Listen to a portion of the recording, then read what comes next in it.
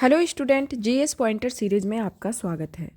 इस सीरीज के अंतर्गत हम जो क्वेश्चन सॉल्व कर रहे हैं वह सामान्य अध्ययन की प्रश्नोत्तरी है। इस प्रश्नोत्तरी के अंतर्गत ये सभी सब्जेक्ट आते हैं: भारतीय इतिहास, भारतीय राज्य व्यवस्था एवं शासन, सामान्य भूगोल, सामान्य विज्ञान, आर्थिक एवं सामाजिक और पर्यावरण एवं पारिस्थितिकी से संबंधित यह तथ्यात्मक प्रश्नों की एक श्रृंखला है कि डायरेक्ट ही आपको तथ्य के स्वरूप में एक बिंदुवार संकलन है जो आपकी तैयारी को बेहतर बनाने में काफ़ी कारगर रहेगा। इसके अंतर्गत अभी हम पढ़ रहे हैं भारतीय इतिहास, जो कि इस श्रृंखला का पहला चैप्टर है। इस चैप्टर के अंतर्गत अभी हमने एंशिएंट हिस्ट्री को कंप्लीट किया, मेडाइवल हिस्ट्री को कंप्लीट किया, और हमने अभी हमारी जो सीरीज चल रही है उसके अंतर्गत अभी जो कंप्लीट कर रहे हैं वह होता है मॉडर्न हिस्ट्री। मॉडर्न हिस्ट्री के अंतर्गत हमने काफ़ी सारे टॉपिक को कंप्लीट किया।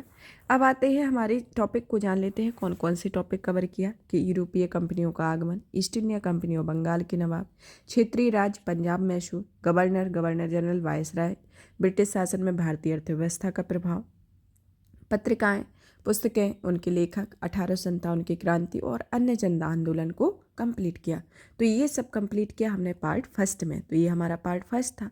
अब आ जाता है हमारा पार्ट सेकंड। पार्ट सेकंड के अंतर्गत हम कवर करेंगे आधुनिक भारत में शिक्षा का विकास, आधुनिक भारत में प्रेस का विकास, सामाजिक और धार्मिक सुधार आंदोलन, कांग्रेस से पूर्व स्थापित राजनीतिक संस्थाएं, भारतीय राष्ट्रीय कांग्रेस, फिर उसके बाद आता है कांग्रेस में गर्म दल और नरम दल, भारत में क्रांतिकारी आंदोलन, भारत से बाहर क्रांतिकारी गतिविधियां, बंगाल विभाजन तथा स्वदेशी आंदोलन, कांग्रेस बनारस कलकत्ता सूरत अधिवेशन, मुस्लिम लीग का गठन, पार्लियामेंटो सुधार, दिल्ली दरबार, राजधानी परिवर्तन, कांग्रेस का लखनऊ अधिवेशन, होम रूल आंदोलन, गांधी और उनके प्रारंभिक आंदोलन, किसान आंदोलन और किसान सभा, ट्रेड यूनियन एवं साम्यवादी दल, रॉलेट एक्ट, जलियांवाला बाग हत्याकांड, खिलाफत आंदोलन, असहयोग आंदोलन, स्वराज्य पार्टी का गठन, साइमन कमीशन, लाहौर का कांग्रेस अधिवेशन, मुड़ स्वराज, शबना विज्ञा आंदोलन, गांधी इरविन समझौता, कांग्रेस का कराची अधिवेशन, गोलमेज सम्मेलन, सांप्रदायिक पंचायत एवं पूना पंचायत। फिर आता है इसके अंतर्गत जो 38 नंबर का टॉपिक है कांग्रेस समाजवादी पार्टी, प्रांतीय चुनाव, मंत्रिमंडल, कांग्रेस का त्रिपुरी संकट, देसी रियासतें, द्वितीय विश्व युद्ध, पाकिस्तान की मांग, व्यक्तिगत सत्याग्रह, क्रिप्स मिशन, भारत छोड़ो आंदोलन, सुभाष चंद्र बोस और आजाद हिंद फौज, कैबिनेट मिशन योजना, संविधान सभा, अंतरिम सरकार का गठन, भारत का विभाजन, भारत का संवैधानिक विकास, और इसके साथ ही इस श्रृंखला के अंतर्गत आधुनिक इतिहास के विविध के संदर्भ में टॉपिक को फिनिश करेंगे। तो अब चलिए शुरू करते हैं हमारे पार्ट सेकंड को। पार्ट सेकंड के अंतर्गत हमारा जो टॉपिक आता है, चलिए तो जानते हैं। हमारा जो टॉपिक आता है आधुनिक भारत में शिक्षा का विकास। आधुनिक भारत में शिक्षा के विकास के संदर्भ में सभी तथ्यात्मक प्रस्तुति को देखते हैं कि ये प्रश्नोत्तर दोनों का एक कंबाइंड करके दिया है कि भारत में अंग्रेजों में प्रथम मदरसा स्थापित किया गया था। कहाँ किया गया था? कलकत्ता में। एशियाटिक सोसाइटी ऑफ बंगाल के संस्थापक कौन थे? Sir William Jones. वाराणसी में प्रथम संस्कृत महाविद्यालय की स्थापना किसके द्वारा की गई? जोनाथन डंकन के द्वारा। अब इसमें कथन और कारण दिए गए, जिसमें कथन कारण दोनों सही हैं, तो आप डायरेक्ट ही पढ़ लेंगे और उसकी व्याख्या को समझ लेंगे कि बंगाल की एशियाटिक सोसाइटी की स्थापना वॉरेन हेस्टिंग के काल में हुई थी और उसे सर विलियम जोन्स के पक्ष में उक्त विद्वत संस्था की अध्यक्षता का प्रस्ताव अस्वीकार कर दिया। और इसका कारण था कि वॉरेन हेस्टिंग स्वयं एक उद्भट विद्वान और पाश विद्या के प्रखर समर्थक थे और वो संस्कृत, फारसी और अंग्रेजी के अध्ययन को प्रोत्साहित करते थे। तो इसके अंतर्गत कथन और कारण दोनों ही सत्य हैं। अब आता है आपका कि दादा भाई नेहरूजी, माइकल मधुसूदन दत्त, राजा राम मोहन राय और विवेकानंद में से वह जिन्हें पेरिस की रॉयल एशियाटिक सोसाइटी की सदस्यता प्रदान की गई। तो वह माइकल मधुसूदन दत्त थे। अब आता है सर्वप्रथम भगवत गीता का अंग्रेजी अनुवाद किया गया था चार्ल्स विलिंगकन्स के द्वारा। कालिदास की प्रसिद्ध पुस्तक अभिज्ञान शकुंतलम का पहली बार अंग्रेजी में अनुवाद किसके द्वारा किया गया? सर विलियम जोन्स के द्वारा। स्वतंत्रता पूर्व अवधि ब्रिटिश सरकार द्वारा भारत में आधुनिक शिक्षा के प्रसार का मुख्य उद्देश्य था छोटे प्रशासनिक पदों पर नियुक्ति हेतु शिक्षित भारतीयों की आवश्यकता। अब आता है आपका इसके अंतर्गत नेक्स्ट की ब्रिटिश सरकार ने जिस अधिनियम से सबसे पहली बार भारत में शिक्षा के लिए 1 लाख रुपए का व्यय का प्रावधान किया, वह कौन सा अधिनियम था? चार्टर अधिनियम 1813। वुड डिस्पैच के बारे में क्या कह सकते हैं? की सहायता अनुदान व्यवस्था शुरू की गई। विश्वविद्यालयों की स्थापना की सिफारिश भी की गई। चार्ल्स वुड का आदेश पत्र संदर्भित करता है किसको? शिक्षा को। फिर आता है हंटर कमीशन की रिपोर्ट पर विशेष जोर दिया गया है, जिसके अंतर्गत आता है कि प्राथमिक शिक्षा में सुधार और विकास पर। प्रथम भारतीय शिक्षा आयोग की नियुक्ति कौन करता है? लॉर्ड रिपन ने 1882 में की। नेशनल काउंसिल ऑफ एजुकेशन की स्थापना कब की गई? 15 अगस्त 1906 को। सेडलर आयोग इससे संबंधित था, किससे? शिक्षा से संबंधित था। शिक्षा में सुधार हेतु ब्रिटिश सरकार ने सेडलर आयोग की नियुक्ति कब की थी? वर्ष 1917 में। लॉर्ड मैकाले कब से संबंधित था? अंग्रेजी शिक्षा से। 1902 ईस्वी में लॉर्ड कर्जन ने 2 भारतीय सदस्यों को सम्मिलित करते हुए एक विश्वविद्यालय आयोग गठित किया। उसके सदस्य थे सैयद हुसैन बिलग्रामी, न्यायमूर्ति गुरदास बनर्जी। अब आता है भारत में औपनिवेशिक काम में अधोमुखी निषेधन सिद्धांत संबंधित था शिक्षा क्षेत्र में। भारत में शैक्षणिक नीति में फिल्ट्रेशन थ्योरी के प्रतिपादक कौन थे? Lord Macaulay. भारत में आधुनिक शिक्षा की नींव किसने रखी थी? 1835 के मैकाले संस्करण में। भारत में अंग्रेजी शिक्षा की नींव किसके द्वारा रखी गई थी? 1813 के चार्टर एक्ट से। General committee of public instruction 1823 और पार्श्ववादी एवं आंगलवादी विवाद के संदर्भ में। अब आता है आपका कि भारत में अंग्रेजी शिक्षा आरंभ की गई थी, तो यह लॉर्ड विलियम कैवेंडिश बेंटिंक के शासनकाल में। भारत में प्रथम 3 विश्वविद्यालय कलकत्ता, मद्रास, बम्बई की स्थापना कब हुई? 1857 में। जिसके सतत प्रयत्नों से बम्बई में प्रथम महिला विश्वविद्यालय की स्थापना हुई, वह कौन थे? DB curve. फिर डेक्कन एजुकेशन सोसाइटी की स्थापना से संबंधित थे बीजी तिलक। अब आता है आपका Hindu college Calcutta, Delhi college, Mayo college तथा मुस्लिम एंग्लो ओरिएंटल कॉलेज की स्थापना सर्वप्रथम किसने कहाँ हुई थी? हिंदू कॉलेज कलकत्ता में। डेविड हियर और अलेक्जेंडर डफ के साथ मिलकर जिसने कलकत्ता में हिंदू कॉलेज की स्थापना की, वह कौन रहे हैं? राजा राम मोहन राय। अब आता है आपका कि संस्थान और संस्थापक दिए गए हैं कि कलकत्ता मदरसा की संस्थापक वॉरेन हेस्टिंग और फोर्ट विलियम कॉलेज के संस्थापक लॉर्ड रिचर्ड कॉले वेलेजली हैं। वेलेजली ने कलकत्ता में फोर्ट विलियम कॉलेज की स्थापना की थी ब्रिटिश नागरिकों को भारत में प्रशासन हेतु प्रशिक्षित करने के लिए। अब आता है कि बाल गंगाधर तिलक, स्वामी विवेकानंद, महात्मा गांधी तथा मदन मोहन मालवीय में से भारतीय विश्वविद्यालयों में धार्मिक शिक्षा के लिए प्रबल रूप से वकालत किसने की थी? मदन मोहन मालवीय ने। बनारस हिंदू विश्वविद्यालय का शिलान्यास किसके द्वारा किया गया? वायसराय लॉर्ड हार्डिंग के द्वारा। अलीगढ़ मुस्लिम विश्वविद्यालय अलीगढ़ डॉक्टर भीमराव अम्बेडकर विश्वविद्यालय लखनऊ, बनारस हिंदू विश्वविद्यालय वाराणसी तथा इलाहाबाद विश्वविद्यालय में सर्वप्रथम केंद्रीय विश्वविद्यालय घोषित किया गया। तो यह बनारस हिंदू विश्वविद्यालय वाराणसी सबसे पहले विद्यालय घोषित किया गया था। अब आता है आधुनिक भारत में प्रेस के विकास के संदर्भ में क्वेश्चन कि इसमें पुर्तगालियों ने एशिया में पहली बार गोवा में प्रिंटिंग प्रेस की स्थापना की 1556 में। भारत का पहला समाचार पत्र बंगाल गजट था। वेलेजली, हेस्टिंग, जॉन एडम्स, डॉलहौजी ने सर्वप्रथम प्रेस सेंसरशिप लागू की, वेलेजली ने। फिर आता है आपका कि वर्नाकुलर प्रेस एक्ट का प्रवर्तन किसके द्वारा किया गया? लॉर्ड लिटन के द्वारा। 1878 का वर्नाकुलर प्रेस एक्ट रद्द कर दिया गया, लॉर्ड रिपन ने। फिर आता है आपका कि भाई गवर्नर जनरल जिसके समय में भारतीय भाषा प्रेस अधिनियम समाप्त किया गया, लॉर्ड रिपन के द्वारा। पत्रकार के कर्तव्य का निर्वहन करते हुए जेल जाने वाले प्रथम भारतीय कौन थे? बाल गंगाधर तिलक। कर्नाटक के वैंकूवर में फ्री हिंदुस्तान अखबार शुरू किया गया था तारकनाथ दास के द्वारा। फारसी साप्ताहिक मिरातुल अखबार को प्रकाशित करते थे राजा राम मोहन राय। फिर आता है आपका कि 1880 के दशक में इंडियन मिरर अखबार का प्रकाशन होता था कलकत्ता से। गदर पत्र का प्रथम अंक प्रकाशित हुआ उर्दू भाषा में। गदर पार्टी का पत्र गदर एक साप्ताहिक पत्र था। अमृतबाजार पत्रिका की स्थापना शिशिर कुमार घोष ने की। लोकमान्य बाल गंगाधर तिलक ने भारतीय स्वतंत्रता की सेवा के उद्देश्य से समाचार पत्र का प्रारंभ किया, वह कौन सा था? Kesari.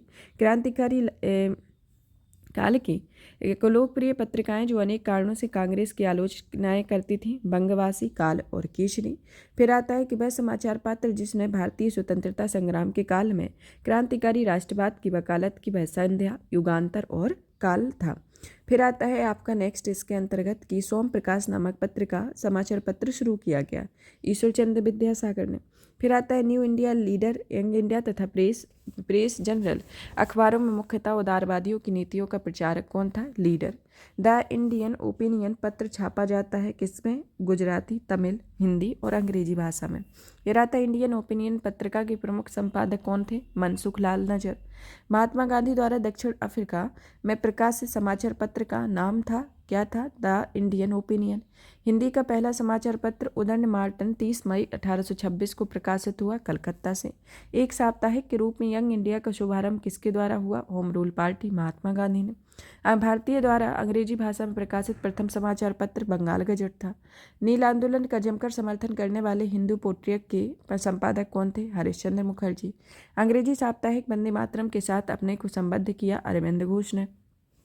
Indian Nation, Punjab Kesari, Prabhakar, Dawn messages अखबार का प्रकाशन पटना से होता है, वह कौन है? Indian nation. स्वदेश वाहिनी के संपादक कौन है? के रामकृष्ण पिल्लई। अंग्रेजी पत्र इंडिपेंडेंट जुड़ा हुआ है मोतीलाल नेहरू से। फिर आता है सही सुमेलित बताना है, जिसमें समाचार पत्र और भाषा है। भारत मित्र हिंदी, राष्ट्रमत मराठी, प्रजामित्र गुजराती, नायक बंगाली। फिर और भी समाचार पत्र संस्थापक हैं, जिनमें दैनिक आज जो है वह Shiv Prakash Gupta, the Leader Madan Mohan Malviya, the National Herald Jawaharlal Nehru, the Pioneer George Allen. तो ये प्रमुख संस्था और समाचार पत्र हैं। फिर आता है कानपुर से प्रकाशित जिस समाचार पत्र के माध्यम से विजय सिंह पथिक ने बिजौलिया आंदोलन को समूचे भारत में चर्चा का विषय बना दिया, वह कौन था? प्रताप। हरिजन के प्रारंभकर्ता थे, कौन थे? महात्मा गांधी। गांधी जी द्वारा शुरू किए गए एक साप्ताहिक पत्र हरिजन का प्रथम अंक 11 फरवरी 1993 को प्रकाशित किया गया, पूना के वर्तमान पुणे में। मराठी पाक्षिक बहिष्कृत भारत आरंभ किया गया BR अम्बेडकर के द्वारा। अब आता है कि अल हलाल कामरेड द इंडियन सोशलिस्ट, अल हलाल कामरेड द इंडियन सोशलिस्ट के सोशियोलॉजिस्ट तथा जमींदारों में से वह जनरल जो अबुल कलाम आज़ाद द्वारा प्रकाशित है, वह कौन सा है? अल हलाल। फिर आता है वर्ष 1920 में लाहौर में लाला लाजपत राय द्वारा जिस उर्दू समाचार पत्र को प्रारंभ किया गया था, वह समाचार पत्र कौन था? वंदे मातरम। फिर आता है कि इसमें सही सुमेलित करने को दिया गया है, जिसमें समाचार पत्र और संपादक हैं कि समाचार पत्र आता है हिंदू, किसके के संपादक कौन है? CG सुब्रमण्यम अय्यर। सुधारक Gopal Krishna Gokhale. Voice of India दादा भाई नौरोजी। बंगाली SN बनर्जी। हिंदुस्तानी गंगा प्रसाद वर्मा। फिर और भी समाचार पत्र आते हैं और उनके प्रारंभकर्ता बॉम्बे क्रॉनिकल को फिरोज शाह मेहता के द्वारा शुरू किया गया, कॉमनवेल्थ को एनी बेसेंट के द्वारा, लीडर को मदन मोहन मालवीय के द्वारा, सर्चलाइट को सच्चिदानंद सिन्हा के द्वारा और जस्टिस को TM नायर के द्वारा इसे प्रकाशित किया गया। अब आते हैं इनको प्रारंभ किया गया। एनी बेसेंट की बुक क्या है? New India. महात्मा गांधी की यंग इंडिया। लोकमान्य तिलक की केसरी। BR अम्बेडकर की मूक नायक। दादा भाई नौरोजी की राष्ट्र गोपतार। तहजीब अल खिलाग की सर सैयद अहमद का संवाद कौमुदी राजा राम मोहन राय। और भी अन्य सुमेलित हैं, जिनमें नवजीवन MK गांधी, स्वराज्य T प्रकाशम, प्रभात NC केलकर, कौमी आवाज़ जवाहरलाल नेहरू। एनी बेसेंट द्वारा निकाले जाने वाले 2 अखबार हैं, कॉमनवेल्थ, न्यू इंडिया। फिर आता है the Hindu Bengalee, the Mahratta. The Times of India में से कौन एक राष्ट्रवादी समाचार पत्र नहीं है? तो टाइम्स ऑफ इंडिया कोई राष्ट्रवादी समाचार पत्र नहीं था। फिर आता है सही सुमेलित बताना है। बिपिन चंद्र पाल न्यू इंडिया से संबंधित थे। अरविंद घोष वंदे मातरम। ब्रह्म बांधा उपाध्याय और संध्या, मोहम्मद अली कामरेड। फिर आता है SC Dange the Socialist, Muzaffar Ahmad Navayug, Ghulam Hussain Inquilab से और M Singaravelu labour Kisan gazette से संबंधित थे। अब आते हैं और भी अन्य नाम, जिसमें सही सुमेलित हैं। इंदु प्रकाश के द्वारा MG Ranade. Native opinion BN मांडले। Indian mirror Devendra Nath Tagore. फिर और भी समाचार पत्र आते हैं। बंगवासी, जिसके प्रकाशक जोगेंद्र नाथ बोस थे। वंदे मातरम अरविंद घोष। अमृत बाजार पत्रिका मोतीलाल घोष। फिर आता है द हिंदू के संपादक G सुब्रमण्यम अय्यर। फिर आते हैं केसरी के बाल गंगाधर तिलक और हिंदुस्तानी के गंगा प्रसाद वर्मा। 10 रोजा पत्रिका राष्ट्रीय आंदोलन के दौरान प्रारंभ किए गए थे और जिसमें अब्दुल गफ्फार खान के द्वारा यह प्रारंभ किया गया था। अब आता है सामाजिक और धार्मिक सुधार आंदोलन से जुड़े सब प्रश्नोत्तरी के बारे में। 19वीं शताब्दी के धर्म एवं समाज सुधार आंदोलन ने जनसंख्या के जिस वर्ग को मुख्यतः आकर्षित किया वह वर्ग था बुद्धिजीवी, नगरीय उच्च जातियाँ, उदार रजवाड़े आते हैं। फिर आता है कथन 1 और 2 दिए गए हैं, जिसमें दोनों कथन सही हैं, दोनों एक दूसरे की व्याख्या करते हैं। तो कथन को पढ़ लेंगे और समझ लेंगे कि 19वीं सदी के सामाजिक धार्मिक आंदोलनों के कारण भारत का आधुनिकीकरण हुआ। वो कारण आता है कि सामाजिक धार्मिक आंदोलनों के मूल में बुद्धिवादी वैज्ञानिक दृष्टिकोण तथा अन्य ऐसे विचार थे जो आधुनिकता के आधार पर माने जाते हैं।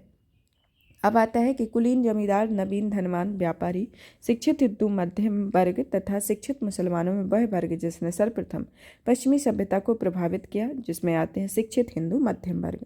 अब आता है भारतीय जागृति का जनक कहलाता है राजा राम मोहन राय, भारतीय जागृति का जनक कहलाते हैं। भारतीय पुनर्जागरण का पिता राजा राम मोहन राय, भारतीय राष्ट्रवाद के जनक राजा राम मोहन राय, भारतीय राष्ट्रवाद के पैगंबर राजा राम मोहन राय, भारतीय पुनर्जागरण आंदोलन के पिता राजा राम मोहन राय, भारत में पुनर्जागरण आंदोलन के अग्रदूत राजा राम मोहन राय।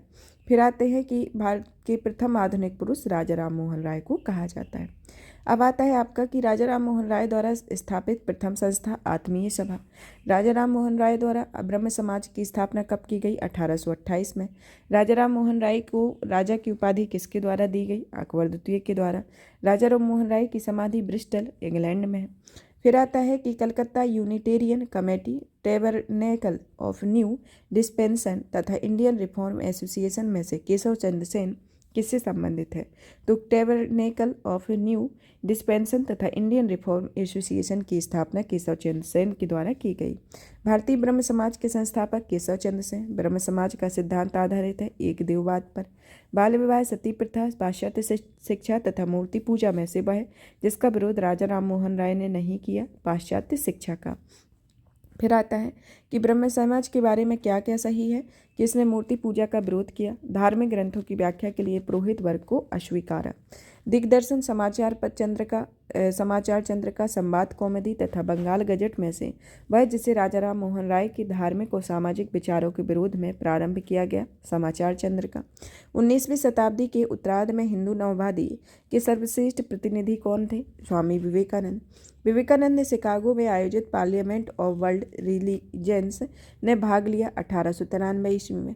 वह प्रख्यात समाज सुधारक जिसे ज्ञान योग, कर्मयोग, राजयोग नामक किताबें लिखी स्वामी विवेकानंद ने। व्यवहारिक वेदांत का प्रतिपादक कौन थे? विवेकानंद। रामकृष्ण मिशन की स्थापना स्वामी विवेकानंद ने की। स्वामी विवेकानंद ने रामकृष्ण की मिशन की स्थापना 1897 में की और शारदा मणि रामकृष्ण परमहंस की पत्नी थी। फिर आता है कि ईश्वर के बारे में सोचने के लिए मेरे पास वक्त नहीं क्योंकि अभी इस धरती पर बहुत काम किया जाना बाकी है। यह किसने कहा था? स्वामी ईश्वर चंद्र विद्यासागर द्वारा। ब्रिटिश साम्राज्य पूरी तरह से सड़ चुका है, हर तरह से भ्रष्ट है, अत्याचारी है, वाहीन है। यह कथन किसका है? सिस्टर निवेदिता का। दयानंद सरस्वती द्वारा स्थापित आर्य समाज है। आर्य समाज की स्थापना वर्ष 1875 में हुई। वेदों के पुनरुत्थान का श्रेय किसको दिया जाता है? स्वामी दयानंद सरस्वती को। वेदों की ओर चलो का नारा किसने दिया? दयानंद सरस्वती ने। भारत का मार्टिन लूथर कौन कहलाता है? स्वामी दयानंद सरस्वती। सत्यार्थ प्रकाश की रचना कौन है? स्वामी दयानंद सरस्वती के द्वारा की गई। सत्यार्थ प्रकाश पवित्र पुस्तक किसकी है? आर्य समाज की। शुद्धि आंदोलन का समर्थन किसने किया? आर्य समाज के द्वारा। अब आता है आपका नेक्स्ट कि कारण और कथन और कारण दोनों सही है, जिसमें दोनों एक दूसरे की व्याख्या नहीं करते हैं। तो कथन और कारण दोनों ही पढ़ लेते हैं कि आर्य समाज आंदोलन में हिंदुओं के आत्मविश्वास और आत्मनिर्भरता प्रदान किया। आर्य समाज आंदोलन ने श्वेत जाति की श्रेष्ठता में विश्वास की जड़ों को कमजोर किया। अब आता है अच्छा शासन स्वशासन का स्थापना नहीं है, किसके द्वारा कहा गया? स्वामी दयानंद सरस्वती ने कहा। वह व्यक्ति जिसने सर्वप्रथम स्वराज्य शब्द के प्रयोग किया और हिंदी को राष्ट्रभाषा माना, स्वामी दयानंद सरस्वती ने। तुलसीदास, राजा राम मोहन राय, स्वामी विवेकानंद, दयानंद सरस्वती का सही कालानुक्रम है, जिसमें पहले नंबर पर तुलसीदास आते हैं, फिर आते हैं राजा राम मोहन राय, फिर दयानंद सरस्वती, फिर स्वामी विवेकानंद। महाराष्ट्र में प्रार्थना समाज की स्थापना किसके द्वारा की गई? आत्माराम पांडुरंग के द्वारा। महाराष्ट्र में प्रार्थना समाज का मुख्य संचालक M.G. राणादेव है।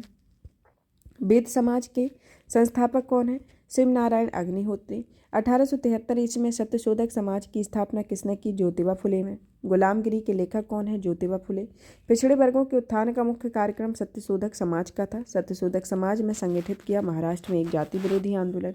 वह बंगाली नेता जिसने सामाजिक धार्मिक सुधारों का विरोध किया और रूढ़िवादिता का समर्थन किया, वह राधाकांत देव थे। राधा स्वामी सत्संग के संस्थापक कौन रहे? शिवदयाल साहब। फिर आता है आपका कि महाराष्ट्र का वह सुधारक जिसे लोक हितवादी कहा जाता है, गोपाल हरि देशमुख को। महाराष्ट्र में विधवा पुनर्विवाह हेतु अभियान का नेतृत्व किसने किया? विष्णु परशुराम पंडित ने। 19वीं शताब्दी में महानतम फारसी समाज सुधारक थे Behram ji M Malabari. The age of consent act पारित हुआ 1891 ईस्वी में। फिर आता है उसका प्रधान संबल था जो सामाजिक और धार्मिक सुधार और उसमें सामाजिक बुराइयों के निराकरण के लिए विधान निर्माण का सहारा लिया और बाल विवाह पर्दा प्रथा के उन्मूलन के लिए अविराम परिश्रम दिया। सामाजिक समस्याओं पर राष्ट्रीय स्तर पर विचार विमर्श को प्रोत्साहित करने हेतु उसने भारतीय राष्ट्रीय सामाजिक सम्मेलन का उद्घाटन किया और जिस अधिवेशन में बहुत वर्षों तक भारतीय राष्ट्रीय कांग्रेस के साथ होते रहे। इस उदाहरण को सांकेतिक व्यक्ति कौन है? महादेव गोविंद राणा डे। फिर आता है कि servant of India society GK. Gokhale, social service league N.M. Joshi, सेवा समिति H.N. कुंजरू रहे हैं। फिर आता है कि भारतीय स्वतंत्रता आंदोलन के समय राष्ट्रीय सामाजिक सम्मेलन नेशनल सोशल कॉन्फ्रेंस का गठन किया गया। इसके गठन के उत्तरदायी कारण है कि भारतीय राष्ट्रीय कांग्रेस ने अपने कार्यक्रम में सामाजिक सुधारों को नहीं रखना चाहती थी, इसलिए प्रस्तुत उद्देश्य के लिए उन्होंने अलग से संगठन बनाने का सुझाव दिया। सही कथन दिए गए हैं कि केशव चंद्र सेन के नेतृत्व में ब्रह्म समाज ने नारी शिक्षा के लिए आंदोलन चलाया। विनोबा भावे ने शरणार्थियों के काम करने के लिए सर्वोदय समाज की स्थापना की और हिंदू विधवा पुनर्विवाह कानून के अंतर्गत 1856 ईस्वी में कानून पारित हुआ। पश्चिमी भारत के D.K. कर्बी का नाम जिस संदर्भ में आता है वह स्त्री शिक्षा विधवा पुनर्विवाह है। फिर आता है वह व्यक्ति जिसने विधवा पुनर्विवाह के लिए संघर्ष किया, उसने कानूनी रूप से वैध बनाने की सफलता प्राप्त की, ईश्वर चंद्र विद्यासागर ने। बेंथियो कॉलेज के पहले सेक्रेटरी या सचिव कौन थे? ईश्वर चंद्र विद्यासागर। सही कथन दिया गया है कि 1829 ईस्वी में विलियम बेंटिंग ने सती प्रथा को कानून द्वारा अपराध घोषित कर दिया। 1856 में सरकार ने कानून बनाया जिसके अनुसार हिंदू विधवाएं पुनर्विवाह कर सकती थी और 1875 में स्वामी दयानंद सरस्वती द्वारा आर्य समाज की स्थापना की गई थी। अब आता है 1843 में एक्ट 5 में गैर कानूनी बना दिया गुलामी या दास्ता को। 1872 में नेटिव मैरिज एक्ट को पारित कराने की महत्वपूर्ण भूमिका किसने निभाई? केशव चंद्र सेन ने। नेटिव मैरिज एक्ट कब पारित किया गया? 1872 में। बाल विवाह प्रथा को नियंत्रित करने के लिए 1872 में सिविल से मैरिज एक्ट लड़कियों की विवाह की न्यूनतम उम्र कितनी निर्धारित की गई? 14 वर्ष।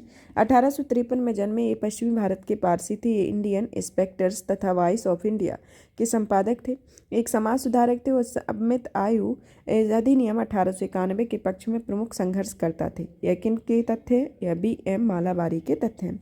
शारदा अधिनियम के अंतर्गत लड़कियों और लड़कों के विवाह की न्यूनतम आयु कितना निर्धारित की गई? 14 वर्ष और 18 वर्ष। शारदा एक्ट संबंधित था बाल विवाह के प्रतिबंध से। थियोसोफिकल सोसाइटी की स्थापना किसके द्वारा की गई? Madam H.C. ब्लावत्स्की के द्वारा। भारत में थियोसोफिकल सोसाइटी की स्थापना का मुख्यतः किसके कारण हुई? एनी बेसेंट के कारण।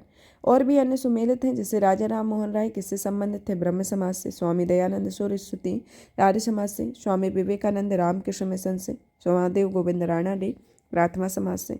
थियोसोफिकल सोसाइटी जो है एनी बेसेंट से संबंधित है। प्रार्थना समाज डॉक्टर आत्माराम पांडुरंग।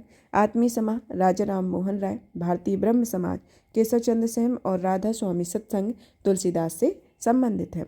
अब आता है और भी अन्य की सुमेलित है। Young India Mahatma Gandhi. लोकहितवादी गोपाल हरि देशमुख।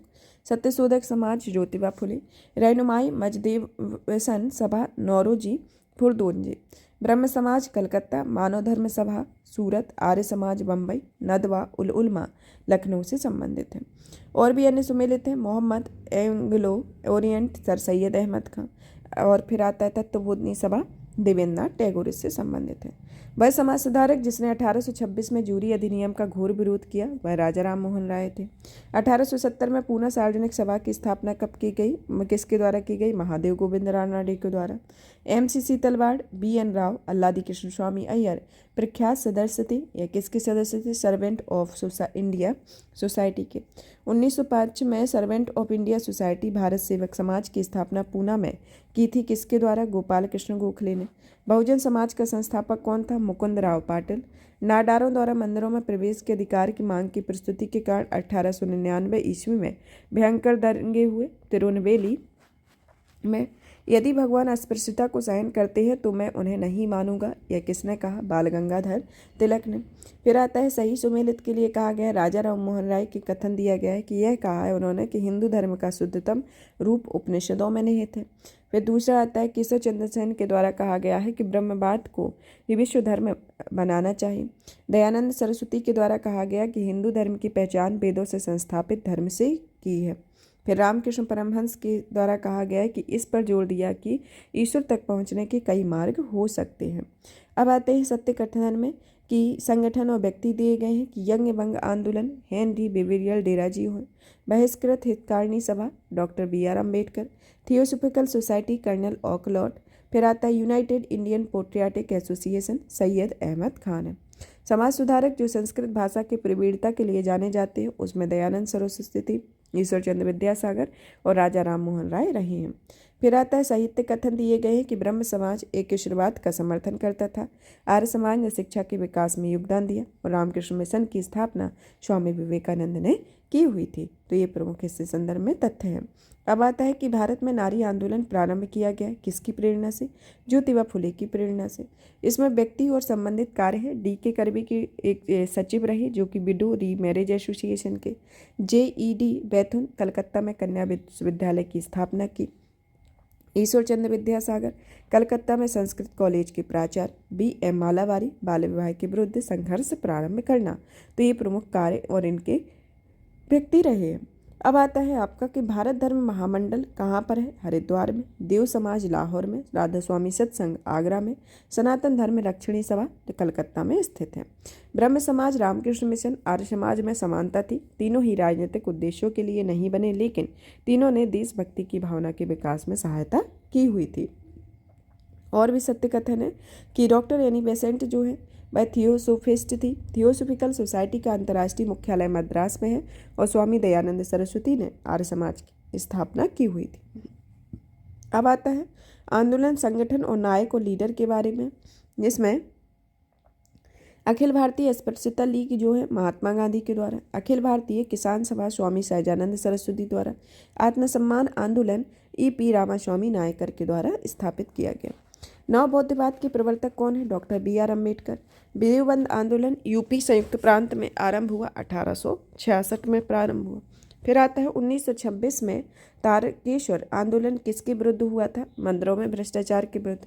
हाली पद्धति संबंधित है बंधुआ मजदूरी से। अब आता है नेक्स्ट आपका कांग्रेस से पूर्व स्थापित राजनीतिक संस्थाओं के बारे में। भारत में जिस राजनीतिक संगठन की स्थापना 1838 में हुई उसका नाम था जमींदारी एसोसिएशन।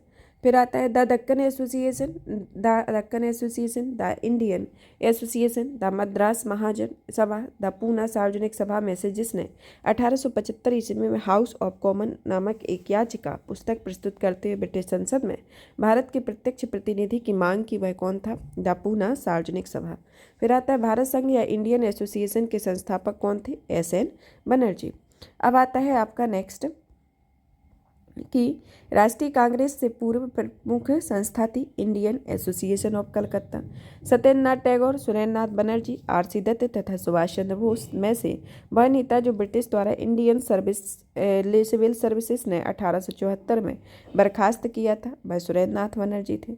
सुरेंद्रनाथ बनर्जी द्वारा स्थापित उस संगठन का नाम बताइए जिसका 1886 ईस्वी में इंडियन नेशनल कांग्रेस में विलय हो गया, वह नेशनल कॉन्फ्रेंस थी। फिर आता है आपका कि राजनीतिक सुधारों को लेकर विरोध करने वाले पहले भारतीय कौन थे? राजा राम मोहन राय। सही कालानुक्रम दिया गया है कि Bombay association, Indian league, Indian association, Madras Mahajan Sabha. तो पहले नंबर पर बॉम्बे एसोसिएशन, फिर इंडियन लीग, फिर इसके बाद इंडियन एसोसिएशन, उसके बाद मद्रास महाजन सभा। मद्रास महाजन सभा की स्थापना कब की गई? 1884 में। 1885 में स्थापित बम्बई प्रेसिडेंसी एसोसिएशन के संस्थापकों में से एक है फिरोज शाह मेहता। फिर आता है आपका कि सही सुमेलित करना है कि ब्रिटिश इंडिया सोसाइटी लंदन में स्थापित है, ईस्ट इंडिया एसोसिएशन लंदन में, नेशनल इंडिया एसोसिएशन लंदन में और इंडियन एसोसिएशन कलकत्ता में स्थापित है। इसमें सत्य कथन दिए गए हैं कि पहले सब भारतीय प्रश्नों पर विवेचना के लिए दादा भाई नेहरू जी ने 1866 में ईस्ट इंडिया एसोसिएशन का गठन किया और वह ब्रिटिश जनमानस को प्रभावित करना चाहते थे। फिर आता है संस्थाओं के सही क्रम दिए गए हैं कि बंग Bhasha Prakashika Sabha, Land Holder Society, Bengal British India Society, Indian League. तो ये सही क्रम है इनका। फिर इसमें संगठन और संस्थापक दिए गए, लैंड होल्डर सोसाइटी के संस्थापक Dwarkanath Tagore, British India society के संस्थापक विलियम एडम्स, इंडियन सोसाइटी के संस्थापक आनंद मोहन बोस, इंडियन एसोसिएशन के स्थापक जो हैं SN बनर्जी हैं। और भी अन्य सुमेलित हैं। इंडिया लीग के जो संस्थापक सुशील कुमार घोष, इंडियन एसोसिएशन के आनंद मोहन बोस, भारतीय राष्ट्रीय उधार संघ के सुरेंद्र नाथ बनर्जी और यूनाइटेड इंडिया के सैयद अहमद खान। फिर आता है आपका एशियाटिक सोसाइटी ऑफ बंगाल की स्थापना 1884 में की गई। एशियाटिक सोसाइटी ऑफ बॉम्बे की स्थापना 1804 में की गई। Royal Asiatic Society of Great Britain की स्थापना 1823 में। Land Holder Society of Bengal की स्थापना 1838 में की गई। तो यह क्रम है। अब आता है आपका ब्रिटिश इंडियन एसोसिएशन के जो संस्थापक रहे वह राधाकांत देव। बॉम्बे प्रेसिडेंसी एसोसिएशन के जो संस्थापक हैं वह KT तिलक। सेंट्रल मोहम्मद नेशनल एसोसिएशन के संस्थापक Syed Aamir Ali. Servant of India society के संस्थापक गोपाल कृष्ण गोखले। पूना सार्वजनिक सभा के संस्थापक MG रानाडे। मद्रास महाजन सभा के संस्थापक आनंद चार्लू और एशियाटिक सोसाइटी ऑफ बंगाल के संस्थापक विलियम जोन्स रहे। अब आता है भारतीय राष्ट्रीय कांग्रेस के बारे में। भारतीय राष्ट्रीय कांग्रेस की स्थापना A.O. होम ने की। भारतीय राष्ट्रीय कांग्रेस के संस्थापक एक है असैनिक सेवक। भारतीय राष्ट्रीय कांग्रेस की स्थापना 1885 में हुई। भारतीय राष्ट्रीय कांग्रेस का प्रथम अधिवेशन में भाग लेने वाले प्रतिनिधियों की संख्या कितनी थी? 72 थी। भारतीय राष्ट्रीय कांग्रेस का प्रथम अधिवेशन कब हुआ? बम्बई में हुआ। भारतीय राष्ट्रीय कांग्रेस के पहले अध्यक्ष कौन थे? WC बनर्जी। भारतीय राष्ट्रीय कांग्रेस के द्वितीय मुस्लिम अध्यक्ष रहमतुल्लाह मोहम्मद शायरी थे। और भारतीय राष्ट्रीय कांग्रेस का 1885 में महासचिव बना गया A.O. होम को। भारतीय राष्ट्रीय कांग्रेस की स्थापना के समय भारत का वायसराय कौन था? Lord Dufferin. और कांग्रेस को सूक्ष्मदर्शी अल्पसंख्यक जनता का प्रतिनिधि बताते हुए उसका मजाक किसके द्वारा उड़ाया गया था? लॉर्ड डफरिन के द्वारा। फिर आता है दादा भाई नेहरू जी सुब्रमण्यम अय्यर, जस्टिस राणा ने सुरेंद्र नाथ बनर्जी में से भारतीय राष्ट्रीय कांग्रेस की स्थापना अधिवेशन में उपस्थित नहीं थे। कौन नहीं थे? सुरेंद्र नाथ बनर्जी। भारतीय राष्ट्रीय कांग्रेस के दूसरे अधिवेशन की अध्यक्षता दादा भाई नेहरू जी के द्वारा की गई। भारतीय राष्ट्रीय कांग्रेस के द्वितीय सम्मेलन में मुस्लिम प्रतिनिधियों की संख्या कितनी थी? 33 थी। कांग्रेस के लिए समर्थन प्राप्त करने के लिए 1889 ईस्वी में एक समिति स्थापित की गई। उस समिति की सभापति कौन थे? William Digby. फिर आता है भारतीय राष्ट्रीय कांग्रेस के सर्वप्रथम मुस्लिम अध्यक्ष कौन थे? बदरुद्दीन तैयब जी। फिर आता है 1885 में WC बनर्जी द्वारा इंगित भारतीय राष्ट्रीय कांग्रेस के उद्देश्य थे कि देश के हितों की रक्षा करने वाले भारतीयों के बीच संपर्क और मित्रता बढ़ाना, देशवासियों के बीच जाति, संप्रदाय तथा प्रांतीय पक्षपातों की भावना को दूर करके उनमें राष्ट्रीय एकता की भावना को विकसित करना है और भारत के सभी वर्गों एवं समुदायों को एकत्रित करके उनके एक राष्ट्र की भावना उत्पन्न करना है और उनमें यह निर्धारित करना कि आगामी वर्षों में भारतीय लोकहित के लिए किस दिशा की ओर इस आधार पर कार्य करें। तो WC बनर्जी के द्वारा भारतीय राष्ट्रीय कांग्रेस की यह उद्देश्य के दौरान कहा गया था। अब आता है आपका नेक्स्ट इसके अंतर्गत, जिसके अंतर्गत देखते हैं कि भारतीय राष्ट्रीय कांग्रेस के प्रथम निर्वाचित यूरोपीय अध्यक्ष कौन थे? George Yule. फिरोज शाह मेहता, हकीम अजमल खान, खान अब्दुल गफ्फार खान तथा सर सैयद अहमद खान। वह जो भारतीय राष्ट्रीय कांग्रेस से कभी संबद्ध नहीं रहे, sir Syed Ahmad Khan. Lala Lajpat Rai, Annie Besant, Motilal Nehru, बाल गंगाधर तिलक में से वह जो भारतीय राष्ट्रीय कांग्रेस का कभी अध्यक्ष नहीं चुना गया वह बाल गंगाधर तिलक थे। फिर आता है आपका कि बाल और पाल त्रिकुट व्यक्ति को जो भारतीय राष्ट्रीय कांग्रेस का अध्यक्ष था वह कौन थे? लाला लाजपत राय। सुचेता कृपलानी, अरुणा आसफ अली, एनी बेसेंट, विजय लक्ष्मी पंडित में से भारतीय कांग्रेस की अध्यक्ष रही एनी बेसेंट। फिर आता है वह अधिवेशन जिसके लिए कांग्रेस ने पहली बार एक महिला अध्यक्ष को चुना, कलकत्ता अधिवेशन 1917 के दौरान। फिर आता है कि कांग्रेस की प्रथम भारतीय महिला अध्यक्ष थी सरोजनी नायडू। फिर सत्य कथन दिए गए कि भारतीय राष्ट्रीय कांग्रेस का दूसरा अधिवेशन किसके दादा भाई नेहरू की अध्यक्षता में हुआ था और भारतीय राष्ट्रीय कांग्रेस तथा मुस्लिम लीग दोनों ने लखनऊ में 1916 में अधिवेशन किया और लखनऊ समझौता संपन्न हुआ। अब आता है भारतीय राष्ट्रीय कांग्रेस का 27वां अधिवेशन हुआ बांकीपुर में। फिर आता है भारतीय राष्ट्रीय कांग्रेस का वह अधिवेशन जिसमें बाल गंगाधर तिलक ने अभिव्यक्त किया था कि स्वराज मेरा जन्मसिद्ध अधिकार है और मैं उसे लेकर रहूंगा। तो यह लखनऊ अधिवेशन 1916 के तहत हुआ। सत्य कथन दिया गया है कि CR दास ने जब कांग्रेस अध्यक्ष के रूप में कार्य किया तो वे जेल में थे। अल्फ्रेड वेब जो कि 1894 ईस्वी में कांग्रेस के अध्यक्ष बने हुए थे। कांग्रेस आंदोलन ना तो लोगों द्वारा प्रेरित था, ना ही यह उनके द्वारा सोचा या योजनाबद्ध किया गया था। यह किसने कहा था? यह लाला लाजपत राय के द्वारा कहा गया था। कांग्रेस पतन के लिए लड़खड़ा रही है। मेरी सबसे बड़ी अभिलाषा जब तक मैं भारत में हूँ कांग्रेस की शांति प्राप्ति समाप्ति में सहयोग करना है। यह कथन किसका था? लॉर्ड कर्जन का। फिर अध्यक्षीय संबोधन के समय जिस कांग्रेस अध्यक्ष ने हिंदी भाषा के लिए रोमन लिपि को लागू करने की वकालत की थी वह कौन था? सुभाष चंद्र बोस। वह स्वतंत्रता सेनानी जिन्होंने भारत की स्वतंत्रता प्राप्ति के बाद सुझाव दिया था और भारतीय राष्ट्रीय कांग्रेस को समाप्त कर दिया था, वह महात्मा गांधी थे। अमृतसर में के भारतीय राष्ट्रीय कांग्रेस अधिवेशन 1919 के प्रस्ताव के अनुसार महात्मा गांधी द्वारा कांग्रेस का नया संविधान लिखने के लिए उनके सदस्यों के लिए चुना गया था NC केलकर और RB सेन को। फिर आता है कांग्रेस की एक अधिवेशन में एक गवर्नर जनरल ने भाग लिया था। वह गवर्नर जनरल अधिवेशन का स्थल था कौन? Lord Willingdon, Bombay 1915। फिर आता है कि भारतीय राष्ट्रीय कांग्रेस का वह अधिवेशन जिसकी अध्यक्षता C विजय राघव चेरियाल ने की हुई थी वह थे नागपुर अधिवेशन 1920। कांग्रेस ने पहली बार भारतीय रियासतों के प्रति अपनी नीति घोषित की थी, वह नागपुर अधिवेशन था। सत्य कथन दिया गया है कि कांग्रेस के नागपुर सत्र 1920 के पश्चात प्रांतीय कांग्रेस समितियों का गठन भाषाई आधार पर किया गया था और वर्ष 1948 में कांग्रेस ने भाषाई आधार पर प्रांतों का गठन की मांग को अस्वीकार कर दिया। अब आता है 1922 में गया के इंडियन नेशनल कांग्रेस के अधिवेशन के जो अध्यक्ष हैं वह कौन है? चित्तरंजन दास। 1932 में अखिल भारतीय हरिजन सेवक संघ की स्थापना MK गांधी ने की थी। भारतीय राष्ट्रीय कांग्रेस के अध्यक्षों का सही क्रम जाने कि महात्मा गांधी ने अध्यक्षता की, फिर श्रीमती सरोजनी नायडू ने, इसके बाद जवाहरलाल नेहरू ने, फिर वल्लभ भाई पटेल के द्वारा अध्यक्षता की गई।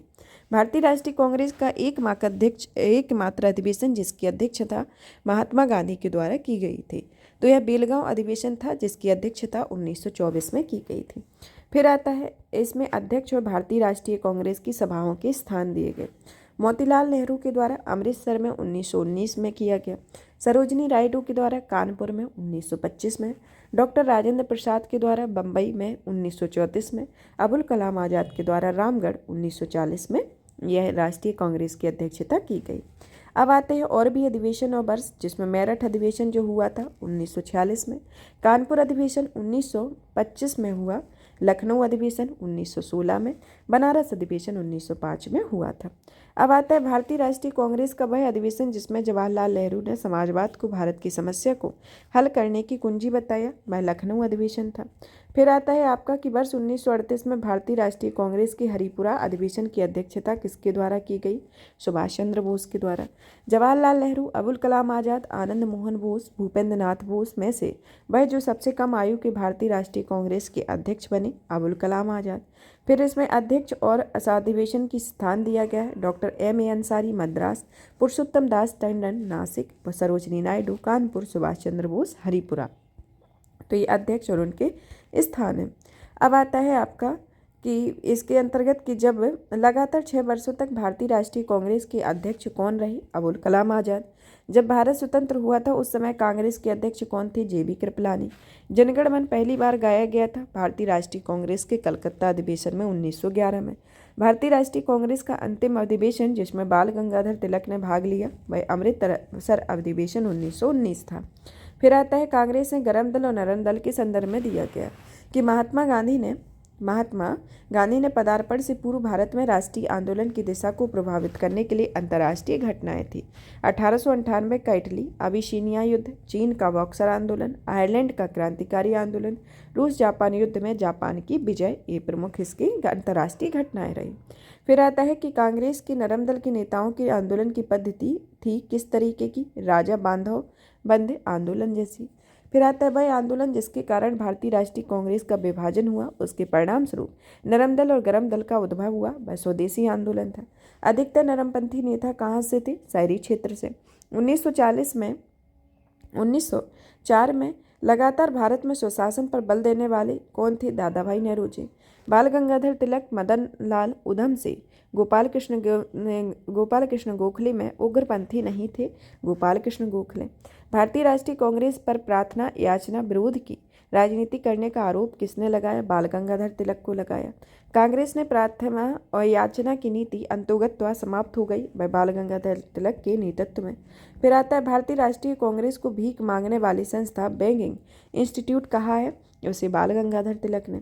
भारतीय राष्ट्रीय आंदोलन गिरमपंथियों के प्रभावाधीन आया 1906 के बाद। अरविंद घोष, दादा भाई नौरोजी, जे.के. गोखले, बी.एस.एन. बनर्जी ने कांग्रेस के गरम दल से संबंधित है। अरविंद घोष। फिरोज शाह मेहता, गोपाल कृष्ण गोखले, बिपिन चंद्र पाल ये उग्रवादी हैं कि बिपिन चंद्र पाल इनमें उग्रवादी थे।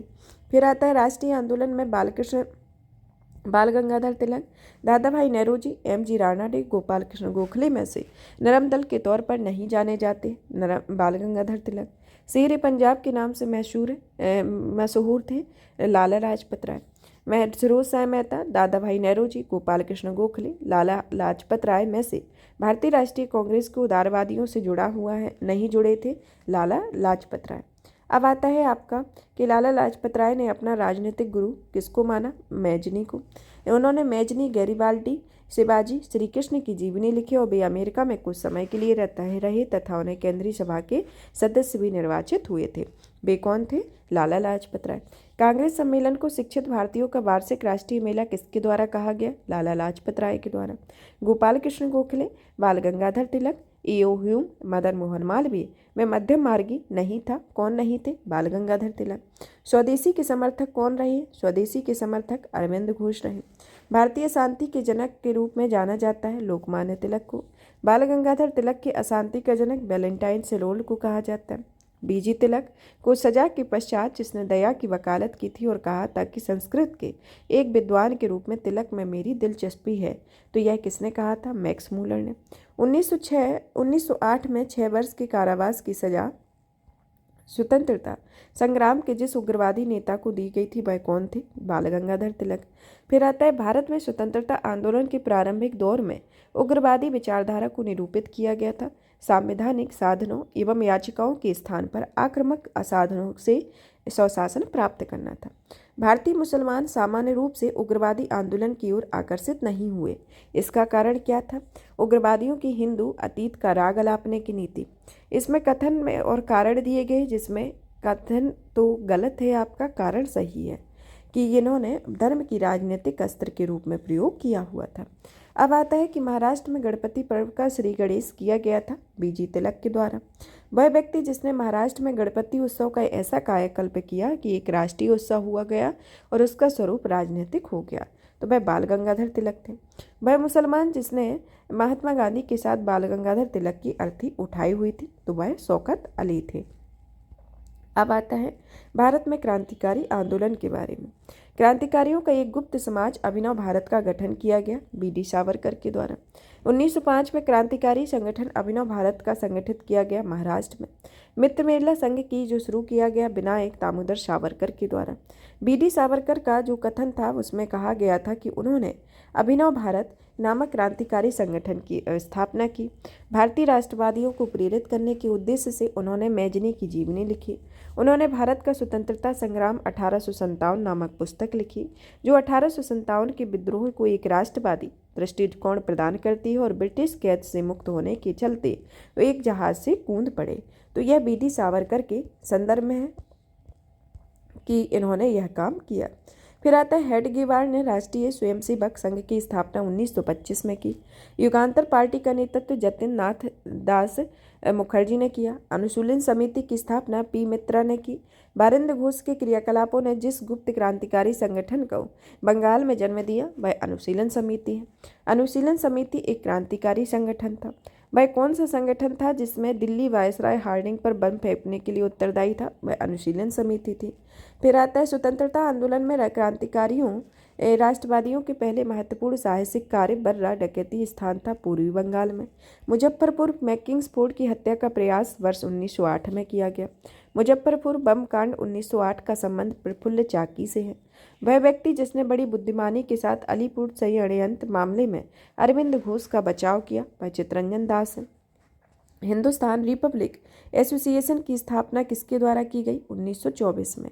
हिंदुस्तान रिपब्लिक संगठन की स्थापना की गई कानपुर में। भगत सिंह, चंद्रशेखर आजाद, राम प्रसाद बिस्मिल तथा शिव वर्मा में हिंदुस्तान रिपब्लिक एसोसिएशन के सदस्य कौन नहीं थे? शिव वर्मा। अपनी फांसी से पूर्व जिसने पीने हेतु दूध को अस्वीकार कर दिया और कहा अब मैं केवल अपनी माँ का दूध लूँगा, तो वह राम प्रसाद बिस्मिल है।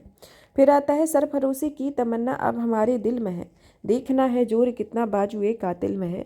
यह पंक्ति किसके द्वारा लिखी गई? बिस्मिल अजीमाबादी के द्वारा। अंग्रेजी सरकार ने काकोरी षड्यंत्र के मामले में फांसी पे चढ़ा दिया था राम प्रसाद बिस्मिल को, अशफाक उल्ला को, रोशन लाल को और राजेंद्र लाहिड़ी को। काकोरी षड्यंत्र केस हुआ था वर्ष 1925 में।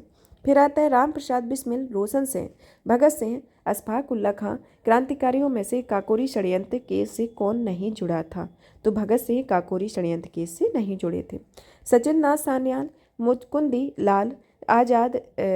लाल चंद्रशेखर आजाद, मोहम्मद नाथ गुप्त में से काकोरी कांड से जुड़ा वह क्रांतिकारी जो मुकदमे से बच निकला वह चंद्रशेखर आजाद थे।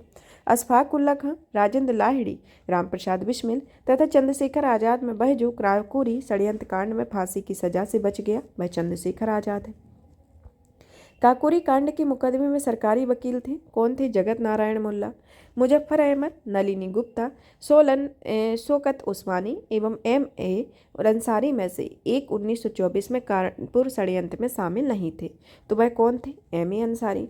फिर आता है दरो दीवार पे हसरत की नज़र करते हैं, खुश रहो अहले वतन हम तो सफ़र करते। यह किसके द्वारा कहा गया? वाजिद अली शाह के द्वारा। अब आता है आपका कि हिंदुस्तान सोशलिस्ट रिपब्लिक एसोसिएशन की 1928 में इसकी स्थापना किसके द्वारा की गई? यह चंद्रशेखर आजाद के द्वारा। बहरी ब्रिटिश सरकार को सुनाने हेतु केंद्रीय विधानसभा में 8 अप्रैल 1929 को बम फेंका था भगत सिंह और बटुकेश्वर दत्त ने। सरकार के विरोध में असेंबली में बम फेंकने के समय भगत सिंह की उम्र कितनी थी? 21 साल से थोड़ा ज़्यादा। Hindustan socialist association Republic association के संस्थापक नेताओं में थे कौन थे? भगत सिंह। फिर आता है कि सचिंद्र सान्याल द्वारा स्थापित हिंदुस्तान रिपब्लिक एसोसिएशन का नाम बदलकर हिंदुस्तान सोशलिस्ट रिपब्लिक एसोसिएशन कर दिया गया चंद्रशेखर आजाद ने। वर्ष 1928 में हिंदुस्तान सोशलिस्ट रिपब्लिक एसोसिएशन की स्थापना कहाँ हुई? दिल्ली में। इंकलाब जिंदाबाद का नारा किसके द्वारा दिया गया? भगत सिंह के द्वारा। भगत सिंह राजगुरु सुखदेव को फांसी 23 मार्च 1931 को दी गई। वह बाद या केस जिसमें भगत सिंह सुखदेव राजगुरु को फांसी की सजा सुनाई गई वह लाहौर षड्यंत्र केस में था। भगत सिंह का स्मारक स्थित है फिरोजपुर में। लाहौर षड्यंत्र कांड में बटुकेश्वर दत्त, सुखदेव, सरदार भगत सिंह राजगुरु में से फांसी नहीं हुई थी बटुकेश्वर दत्त को। भारतीय स्वतंत्रता के लिए फांसी पाने वाले प्रथम रिकॉर्डेड मुस्लिम का नाम है अशफाक उल्ला खां। मुकदमों का सही क्रम है जिसमें लाहौर मुकदमा, कानपुर मुकदमा, काकोरी मुकदमा और मेरठ मुकदमा आता है। षड्यंत्र हावड़ा प्रकरण 1910 में, विक्टोरिया षड्यंत्र प्रकरण 1914 में, लाहौर षड्यंत्र प्रकरण 1916 से 1930 और काकोरी षड्यंत्र प्रकरण 1925 में किया गया था। फिर आता है और भी अन्य सुमेलित है कि दिल्ली षड्यंत्र केस में अमीर चंद, रास बिहारी बोस शामिल थे। काकोरी षड्यंत्र केस में अशफाक उल्ला खां और लाहौर षड्यंत्र केस में जतिन दास शामिल थे। अब आता है सूची 1 और 2 दी गई जिसमें हावड़ा षड्यंत्र केस से जतिन नाथ मुखर्जी संबंधित थे, लाहौर षड्यंत्र केस से राजगुरु और दिल्ली षड्यंत्र केस से मास्टर अमी चंद और फिर अलीपुर षड्यंत्र केस से अरविंद घोष शामिल थे। मुजफ्फर अहमद, S.A. डांगे, शौकत उस्मानी, नलिनी गुप्ता जिस षड्यंत्र के लिए कैद किए गए थे वह था कानपुर बोल्शेविक षड्यंत्र कांड। फिर आता है आपका नेक्स्ट कि प्रसिद्ध चटगांव शस्त्रागार ढाबा आयोजित किया गया था सूर्यसेन को। स्वतंत्रता संग्राम में सबसे कम आयु के शहीद थे खुदीराम बोस। अभिनव भारत B.D. सावरकर, अनुशीलन समिति अरविंद घोष, गदर पार्टी लाला हरदयाल, स्वराज पार्टी C.R. दास से संबंधित रही है। फिर आता है और संगठन और संस्थापक जिसमें मित्र मेला के संस्थापक B.D. सावरकर या Ganesh Savarkar, Indian Republic army S.N., Hindustan republic association S.N. Sanyal. Kakori षड्यंत्र से संबंधित है राम प्रसाद बिस्मिल, लाहौर षड्यंत्र से जतिन दास संबंधित है। जतिन दास जिस आरोप में बंदी बनाए गए वह कौन सा था? लाहौर षड्यंत्र। जेल में भूख हड़ताल के कारण जिस स्वतंत्रता सेनानी की मृत्यु हुई थी वह जतिन दास थे। जतिन दास किससे संबंधित है? भूख हड़ताल से। चंद्रशेखर आजाद मुठभेड़ के दौरान, और भगत सिंह जो है फांसी दी गई उनको, कल्पना दत्त को आजीवन कारावास दिया गया। तो यह इनके जतिन दास के द्वारा भूख हड़ताल की गई, चंद्रशेखर आजाद के द्वारा मुठभेड़ के दौरान, फिर इनका आता है भगत सिंह को फांसी और कल्पना दत्त को आजीवन कारावास। अब आता है चटगांव आर्मरी रेड, जिसमें इससे संबंधित है कल्पना दत्त, और कूका आंदोलन गुरु राम सिंह से संबंधित है। काकोरी केस के अभियुक्तों के बचाव हेतु एक समिति का गठन किया गया, किसकी अध्यक्षता में? गोविंद वल्लभ पंत की अध्यक्षता में। इसमें ग्रुप और संस्थापक दिए गए हैं, जिसमें revolt group Surya Sen, Hindustan republic association Ramprasad Bismil, Hindustan socialist republican Chandrashekhar Azad, Punjab Naujawan Bharat सभा भगत सिंह के द्वारा इसके एक दूसरे से संबंधित है। अब आता है अभिनव भारत अनुशीलन समिति, न्यू नेशनलिस्ट पार्टी तथा इंडियन पेट्रियोटिक एसोसिएशन में से क्रांतिकारी गतिविधियों में लिप्त संगठन है। तो अभिनव भारत और अनुशीलन समिति जो एक दूसरे से लिप्त संगठन है। निष्क्रिय विरोध के सिद्धांत का प्रतिपादन किसके द्वारा किया गया? अरविंद घोष के द्वारा। इसमें सही कथन दिया गया है कि सुभाष चंद्र बोस ने फॉरवर्ड ब्लॉक का गठन किया। Bhagat Singh Hindustan republic socialist association के संस्थापकों में से एक थे। फिर आता है आपका कि राम प्रसाद बिस्मिल, राजेंद्र लाहिड़ी, रोशन से अशफाक उल्ला खां में से वह क्रांतिकारी जिसकी गोरखपुर जेल में फांसी दी गई थी, उनमें राम प्रसाद बिस्मिल थे। सचिन नाथ सान्याल, राजेंद्र लाहिड़ी, चंद्रशेखर आजाद और गोपीनाथ साहा में से वह क्रांतिकारी नेता जिसने कलकत्ता के क्रूर पुलिस कमिश्नर चार्ल्स टेगार्ड की हत्या की हुई थी, गोपीनाथ साहा ने। फिर आता है फिरोज शाह मेहता, गोपाल कृष्ण गोखले, बिपिन चंद्रपाल में से वह जो एक उग्रवादी था वह बिपिन चंद्रपाल थे। शांति घोष, सुनिधि चौधरी, बीना दास, कल्पना दत्त जोशी में से वह महिला क्रांतिकारी जिसने दीक्षांत समारोह में अपनी उपाधि डिग्री ग्रहण करते समय अंग्रेज गवर्नर कुलाधिपति पर गोली चलाई थी, वह बीना दास होती। आलोचना और स्वतंत्र चिंतन एक क्रांतिकारी की दो विशेषताएं हैं, वह किसने कहा था? भगत सिंह ने। लाठी क्लब, हिंदू अखाड़ा, गणपति महोत्सव, शिवाजी महोत्सव की शुरुआत किसके द्वारा की गई थी? बाल गंगाधर तिलक के द्वारा। फिर आता है भारत से बाहर क्रांतिकारी गतिविधियों के बारे में, जिसमें लंदन में इंडियन होम रूल सोसाइटी की स्थापना श्यामजी कृष्ण वर्मा के द्वारा की गई। इंडियन होम रूल सोसाइटी की स्थापना हुई थी 1905 में। लंदन में इंडिया हाउस की स्थापना श्यामजी कृष्ण वर्मा के द्वारा की गई। गदर पार्टी की स्थापना कहाँ हुई? वर्ष 1913 में। गदर पार्टी की स्थापना कब? सोहन सिंह भाकना के द्वारा की गई। गदर पार्टी का पहला सभापति सोहन सिंह भाकना है। लाला हरदयाल, पंडित रामचंद्र, बरकत उल्लाह तथा खुदीराम बोस ने से में वह जो गदर पार्टी से संबंधित नहीं है वह खुदीराम बोस है। प्रथम विश्व युद्ध के दौरान सक्रिय होने वाले गदर क्रांतिकारियों का आधार स्थल क्या था? पश्चिमी अमेरिका। फिर आता है गदर पार्टी की स्थापना संयुक्त राज्य अमेरिका में की गई। गदर थे भारतीयों का एक क्रांतिकारी संघ जिसका प्रधान कार्यालय सैन फ्रांसिस्को में था। गदर क्रांति छिड़ने का सबसे महत्वपूर्ण कारण क्या था? कि प्रथम महायुद्ध शुरू होना। वह व्यक्ति जिसने विदेश में गणतंत्रात्मक सरकार की संस्थापना की हुई थी वह महेंद्र प्रताप थे। फिर आता है वह स्थान जहां प्रथम विश्व युद्ध के दौरान जर्मनी के समर्थकों से भारत की एक अंतरिम सरकार बनी जिसकी प्रेसिडेंसी राजा महेंद्र प्रताप थे। अफगानिस्तान में भारतीय क्रांति की माँ कहलाती हैं भीकाजी रुस्तम कामा, एक भारतीय क्रांति की माँ कहलाती हैं। अब आता है आपका कि मैडम भीकाजी कामा से संबंधित सही कथन है कि मैडम जी भीका कामा दादा भाई नेहरू जी की निजी सचिव रही और मैडम कामा के माता पिता फारसी थे। वह महिला जिसने भारतीय तिरंगा को सबसे पहले फहराया भीकाजी कामा ने। मैडम कामा ने 1907 में प्रथम तिरंगा ध्वज फहराया स्टुगार्ट में। फिर आता है कि वह व्यक्ति जिसने इंग्लैंड में अंग्रेज अधिकारियों की हत्या के आरोप में फांसी की सजा मिली मदन लाल डीगरा और उधम सिंह के द्वारा। यह बात जो मैडम भीकाजी कामा एम बरकतुल्ला BBS अयंकर MN जायराय ने समान थी। वह सभी प्रमुख क्रांतिकारी थे और उन्होंने स्वतंत्रता आंदोलन की अवधि में भारत से बाहर विविध देशों में काम कर रहे थे। 1906 में लंदन में अभिनव भारत सोसाइटी की स्थापना किसने की थी? विनायक दामोदर सावरकर ने।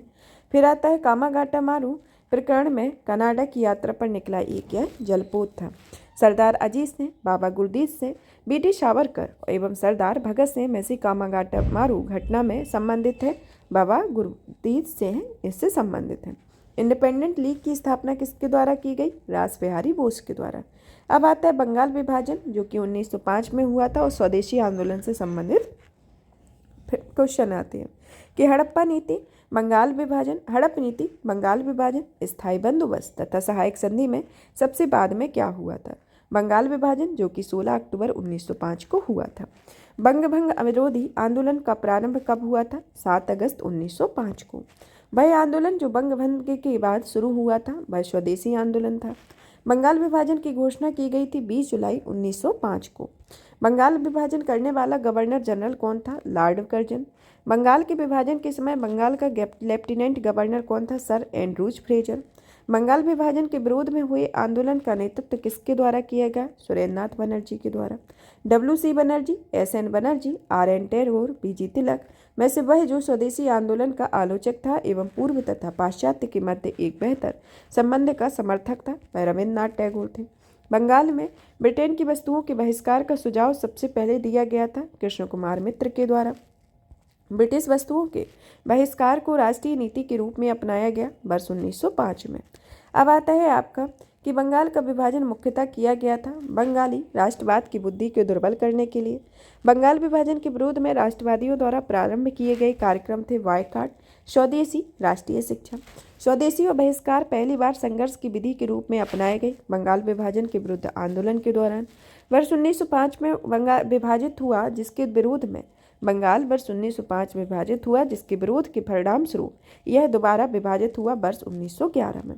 मद्रास में स्वदेशी आंदोलन का नेतृत्व किसके द्वारा किया गया था? चिदम्बरम पिल्लई के द्वारा। स्वदेशी आंदोलन का नेतृत्व दिल्ली में किसके द्वारा किया गया? सर हैदर रजा के द्वारा, सैयद हैदर रजा के द्वारा। महिलाएं, कृषक, मुसलमान तथा बुद्धिजीवी वर्गों में से 1905 में स्वदेशी आंदोलन के मुख्यतः अप्रभावित रहे कृषक और मुसलमान। वह आंदोलन जिसके द्वारा वंदे मातरम भारतीय राष्ट्रीय कांग्रेस का शीर्षक गीत बन गया, स्वदेशी आंदोलन। स्वदेशी की भावना से ओतप्रोत भारत के चरमपंथी राष्ट्रवादी आंदोलन काल में सही कथन है कि उन्होंने 1898 में राष्ट्रीय शिक्षा की योजना सतीश चंद्र मुखर्जी द्वारा तैयार की गई। बंगाल नेशनल कॉलेज की स्थापना 1906 ईस्वी में हुई और जिसके प्रधानाचार्य अरविंद घोष थे। टैगोर ने आत्मशक्ति की उपासना का उपदेश दिया जिसका मुख्य उद्देश्य गांवों का सामाजिक और आर्थिक पुनरुद्धार करना था। अश्विनी कुमार दत्त ने बारिसल में मुस्लिम किसानों के आंदोलन में उनका नेतृत्व किया हुआ था। अब आता है स्वदेशी आंदोलन के संबंध में सत्य कथन क्या है कि उन्होंने कुछ विशिष्ट मुसलमान आंदोलन में शामिल हुए। स्त्रियों ने आंदोलन में सक्रिय भागीदारी की। आंदोलन ने बंगाल के किसानों को ना तो अधिक प्रभावित किया ना ही वे शामिल हुए। स्वदेशी आंदोलन केवल बंगाल तक ही सीमित नहीं रहा। अब आता है स्वदेशी आंदोलन के संदर्भ में और भी सत्य कथन है कि इन्होंने इसमें देसी शिल्पकारों को कौशल और तथा उद्योगों को पुनर्जीवित करने में योगदान दिया और स्वदेशी आंदोलन के एक अवयव के रूप में राष्ट्रीय शिक्षा परिषद की स्थापना हुई थी। अब आता है ब्रिटिश पत्रकार HW नेविल्सन से जुड़े हैं। कौन है से जुड़े हैं? स्वदेशी आंदोलन से। भारत की प्राचीन कला परंपराओं को पुनर्जीवित करने के लिए Indian society of oriental art की स्थापना कब की गई? अवनिंद्र नाथ टैगोर के द्वारा। अब आता है आपका कांग्रेस बनारस कलकत्ता बनारस कलकत्ता और सूरत अधिवेशन के बारे में। भारतीय राष्ट्रीय कांग्रेस ने 1905 में बनारस अधिवेशन की अध्यक्षता की गोपाल कृष्ण गोखले ने। 1906 में कलकत्ता कांग्रेस अधिवेशन की अध्यक्षता किसके द्वारा की गई? दादा भाई नेहरू जी के द्वारा। फिर आता है आपका कि 18 वर्ष की आयु में स्नातक, 20 वर्ष की आयु में प्रोफेसर और तथा सुधारक के सह संपादक, 25 वर्ष की आयु में सार्वजनिक सभा और प्रांतीय सम्मेलन के मंत्री, 29 वर्ष की आयु में राष्ट्रीय कांग्रेस की मंत्री, 31 वर्ष की आयु में महत्वपूर्ण रॉयल कमीशन के समग्र अग्रणी प्रभार, 34 वर्ष की आयु में प्रांतीय विधायक, 36 वर्ष की आयु में इंपीरियल विधायक, 39 वर्ष की आयु में भारतीय राष्ट्रीय कांग्रेस के अध्यक्ष। एक देशभक्त जिसने महात्मा गांधी ने स्वयं अपना गुरु माना है। इन शब्दों में वह एक जीवनीकार कौन है? गोपाल कृष्ण गोखले के संदर्भ में ये कथन है। अब आता है आपका कि स्वराज्य को बतौर राष्ट्रीय मांग के रूप में सर्वप्रथम रखा था दादा भाई नेहरू जी ने। कांग्रेस के मंच में भारतीय राष्ट्रीय कांग्रेस के जिस अधिवेशन में प्रथम बार स्वराज शब्द का व्यक्त किया गया था वह कलकत्ता अधिवेशन 1906 था। स्वराज शब्द का प्रयोग सर्वप्रथम किया था दयानंद सरस्वती ने। भारत में grand old man of India की संज्ञा किसने दी? दादा भाई नेहरू ने। दादा भाई नेहरू की सत्य कथन है कि उन्होंने poverty and un British rule on India पुस्तक लिखी थी और उन्होंने गुजराती के प्रोफेसर के रूप में यूनिवर्सिटी कॉलेज लंदन में कार्य किया था। उन्होंने बम्बई में महिला शिक्षा की नींव रखी थी और वे ब्रिटिश पार्लियामेंट के सदस्य के रूप में उदारवादी पार्टी के टिकट पर चुने गए थे। तो यह दादा भाई नेहरू जी के संदर्भ में है। अब आता है दादा भाई नेहरू जी के विषय में सत्य बताते कथन है कि वह पहले भारतीय थे जो एलिफिस्टन कॉलेज बम्बई में गणित एवं भौतिकी के प्रोफेसर नियुक्त हुए थे और 1892 ईस्वी में उन्होंने ब्रिटिश पार्लियामेंट का एक सदस्य निर्वाचित किया था। उन्होंने एक गुजराती पत्रिका राष्ट्रगोपधार का आरंभ भी किया हुआ था। ब्रिटिश पार्लियामेंट में चुने जाने वाले प्रथम भारतीय भी दादा भाई नेहरू जी रहे थे। अब आता है नरम दल और गरम दल के रूप में भारतीय राष्ट्रीय कांग्रेस का विभाजन कब हुआ? सूरत अधिवेशन में। 1907 में भारतीय राष्ट्रीय कांग्रेस के सूरत के वार्षिक अधिवेशन के अध्यक्ष कौन थे? आर.वी. घोष। भारतीय कांग्रेस उदारवादियों और उग्रवादियों में विभाजित हुआ। सूरत अधिवेशन 1907 में।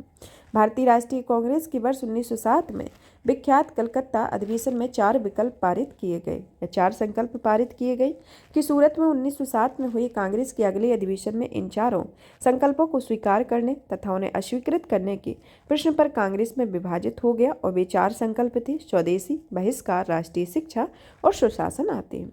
अब आता है 20वीं शताब्दी के प्रारंभिक वर्षों में कांग्रेस के विभाजन की प्रक्रिया शुरू की गई, जिसमें कांग्रेस आंदोलन की रणनीतियों पर, कांग्रेस आंदोलन के उद्देश्यों पर, कांग्रेस आंदोलन में लोगों की भागीदारों के संदर्भ पर यह प्रक्रिया शुरू की गई।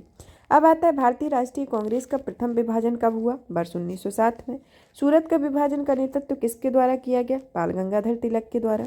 वर्ष 1907 में सूरत में भारतीय राष्ट्रीय कांग्रेस के विभाजन का मुख्य कारण क्या था? अंग्रेजी सरकार के साथ नरमपंथियों की वार्ता करने की क्षमता के बारे में चरमपंथियों के विश्वास का अभाव होना। अब आता है मुस्लिम लीग के गठन के संदर्भ में, जो कि 1906 में हुआ था। मुस्लिम लीग के गठन के संदर्भ में पहला आता है कि सर सैयद अहमद खां, सर मोहम्मद इकबाल, आगा खां, नवाब सलीमुल्लाह खान ने ऑल इंडिया मुस्लिम लीग की स्थापना की थी। नवाब सलीमुल्लाह खान ने 1906 में मुस्लिम लीग की स्थापना हुई थी ढाका में। मुस्लिम लीग का प्रथम अध्यक्ष कौन था? आगा खां। वर्ष 1907 में मुस्लिम लीग का वार्षिक अधिवेशन कहाँ हुआ था? कराची में। इसमें कथन और कारण दिए गए, जिसमें कथन तो सही है, कारण गलत है, कि लीग ने कांग्रेस में मुस्लिम जनता के साथ मिलकर उद्देश्य पूर्ति के हेतु लगाम लगाने के अधिकार को मना कर दिया था।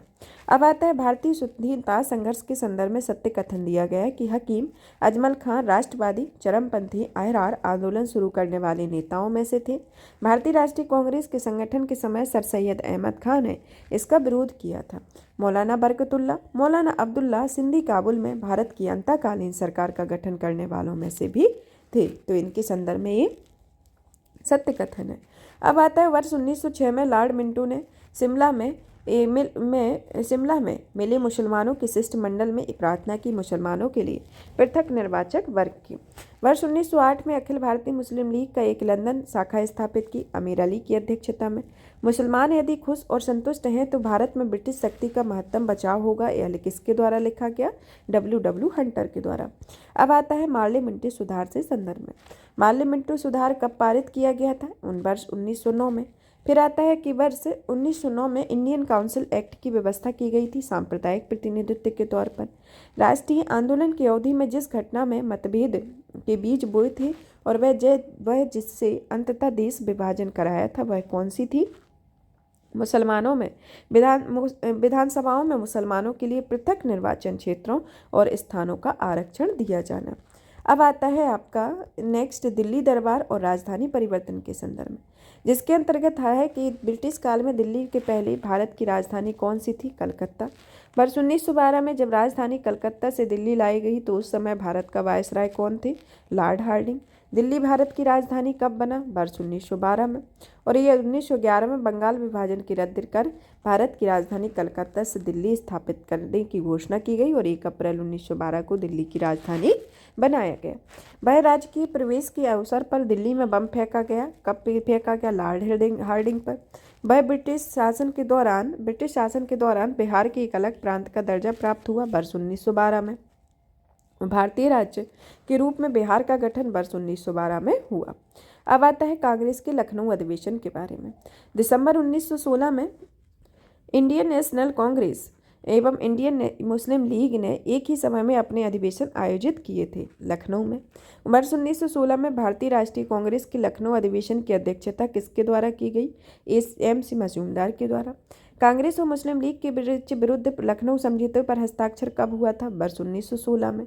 अतिवादियों एवं उदारवादियों की पुनर्मिलन की प्रक्रिया प्रमुख शिल्पी थी एनी बेसेंट।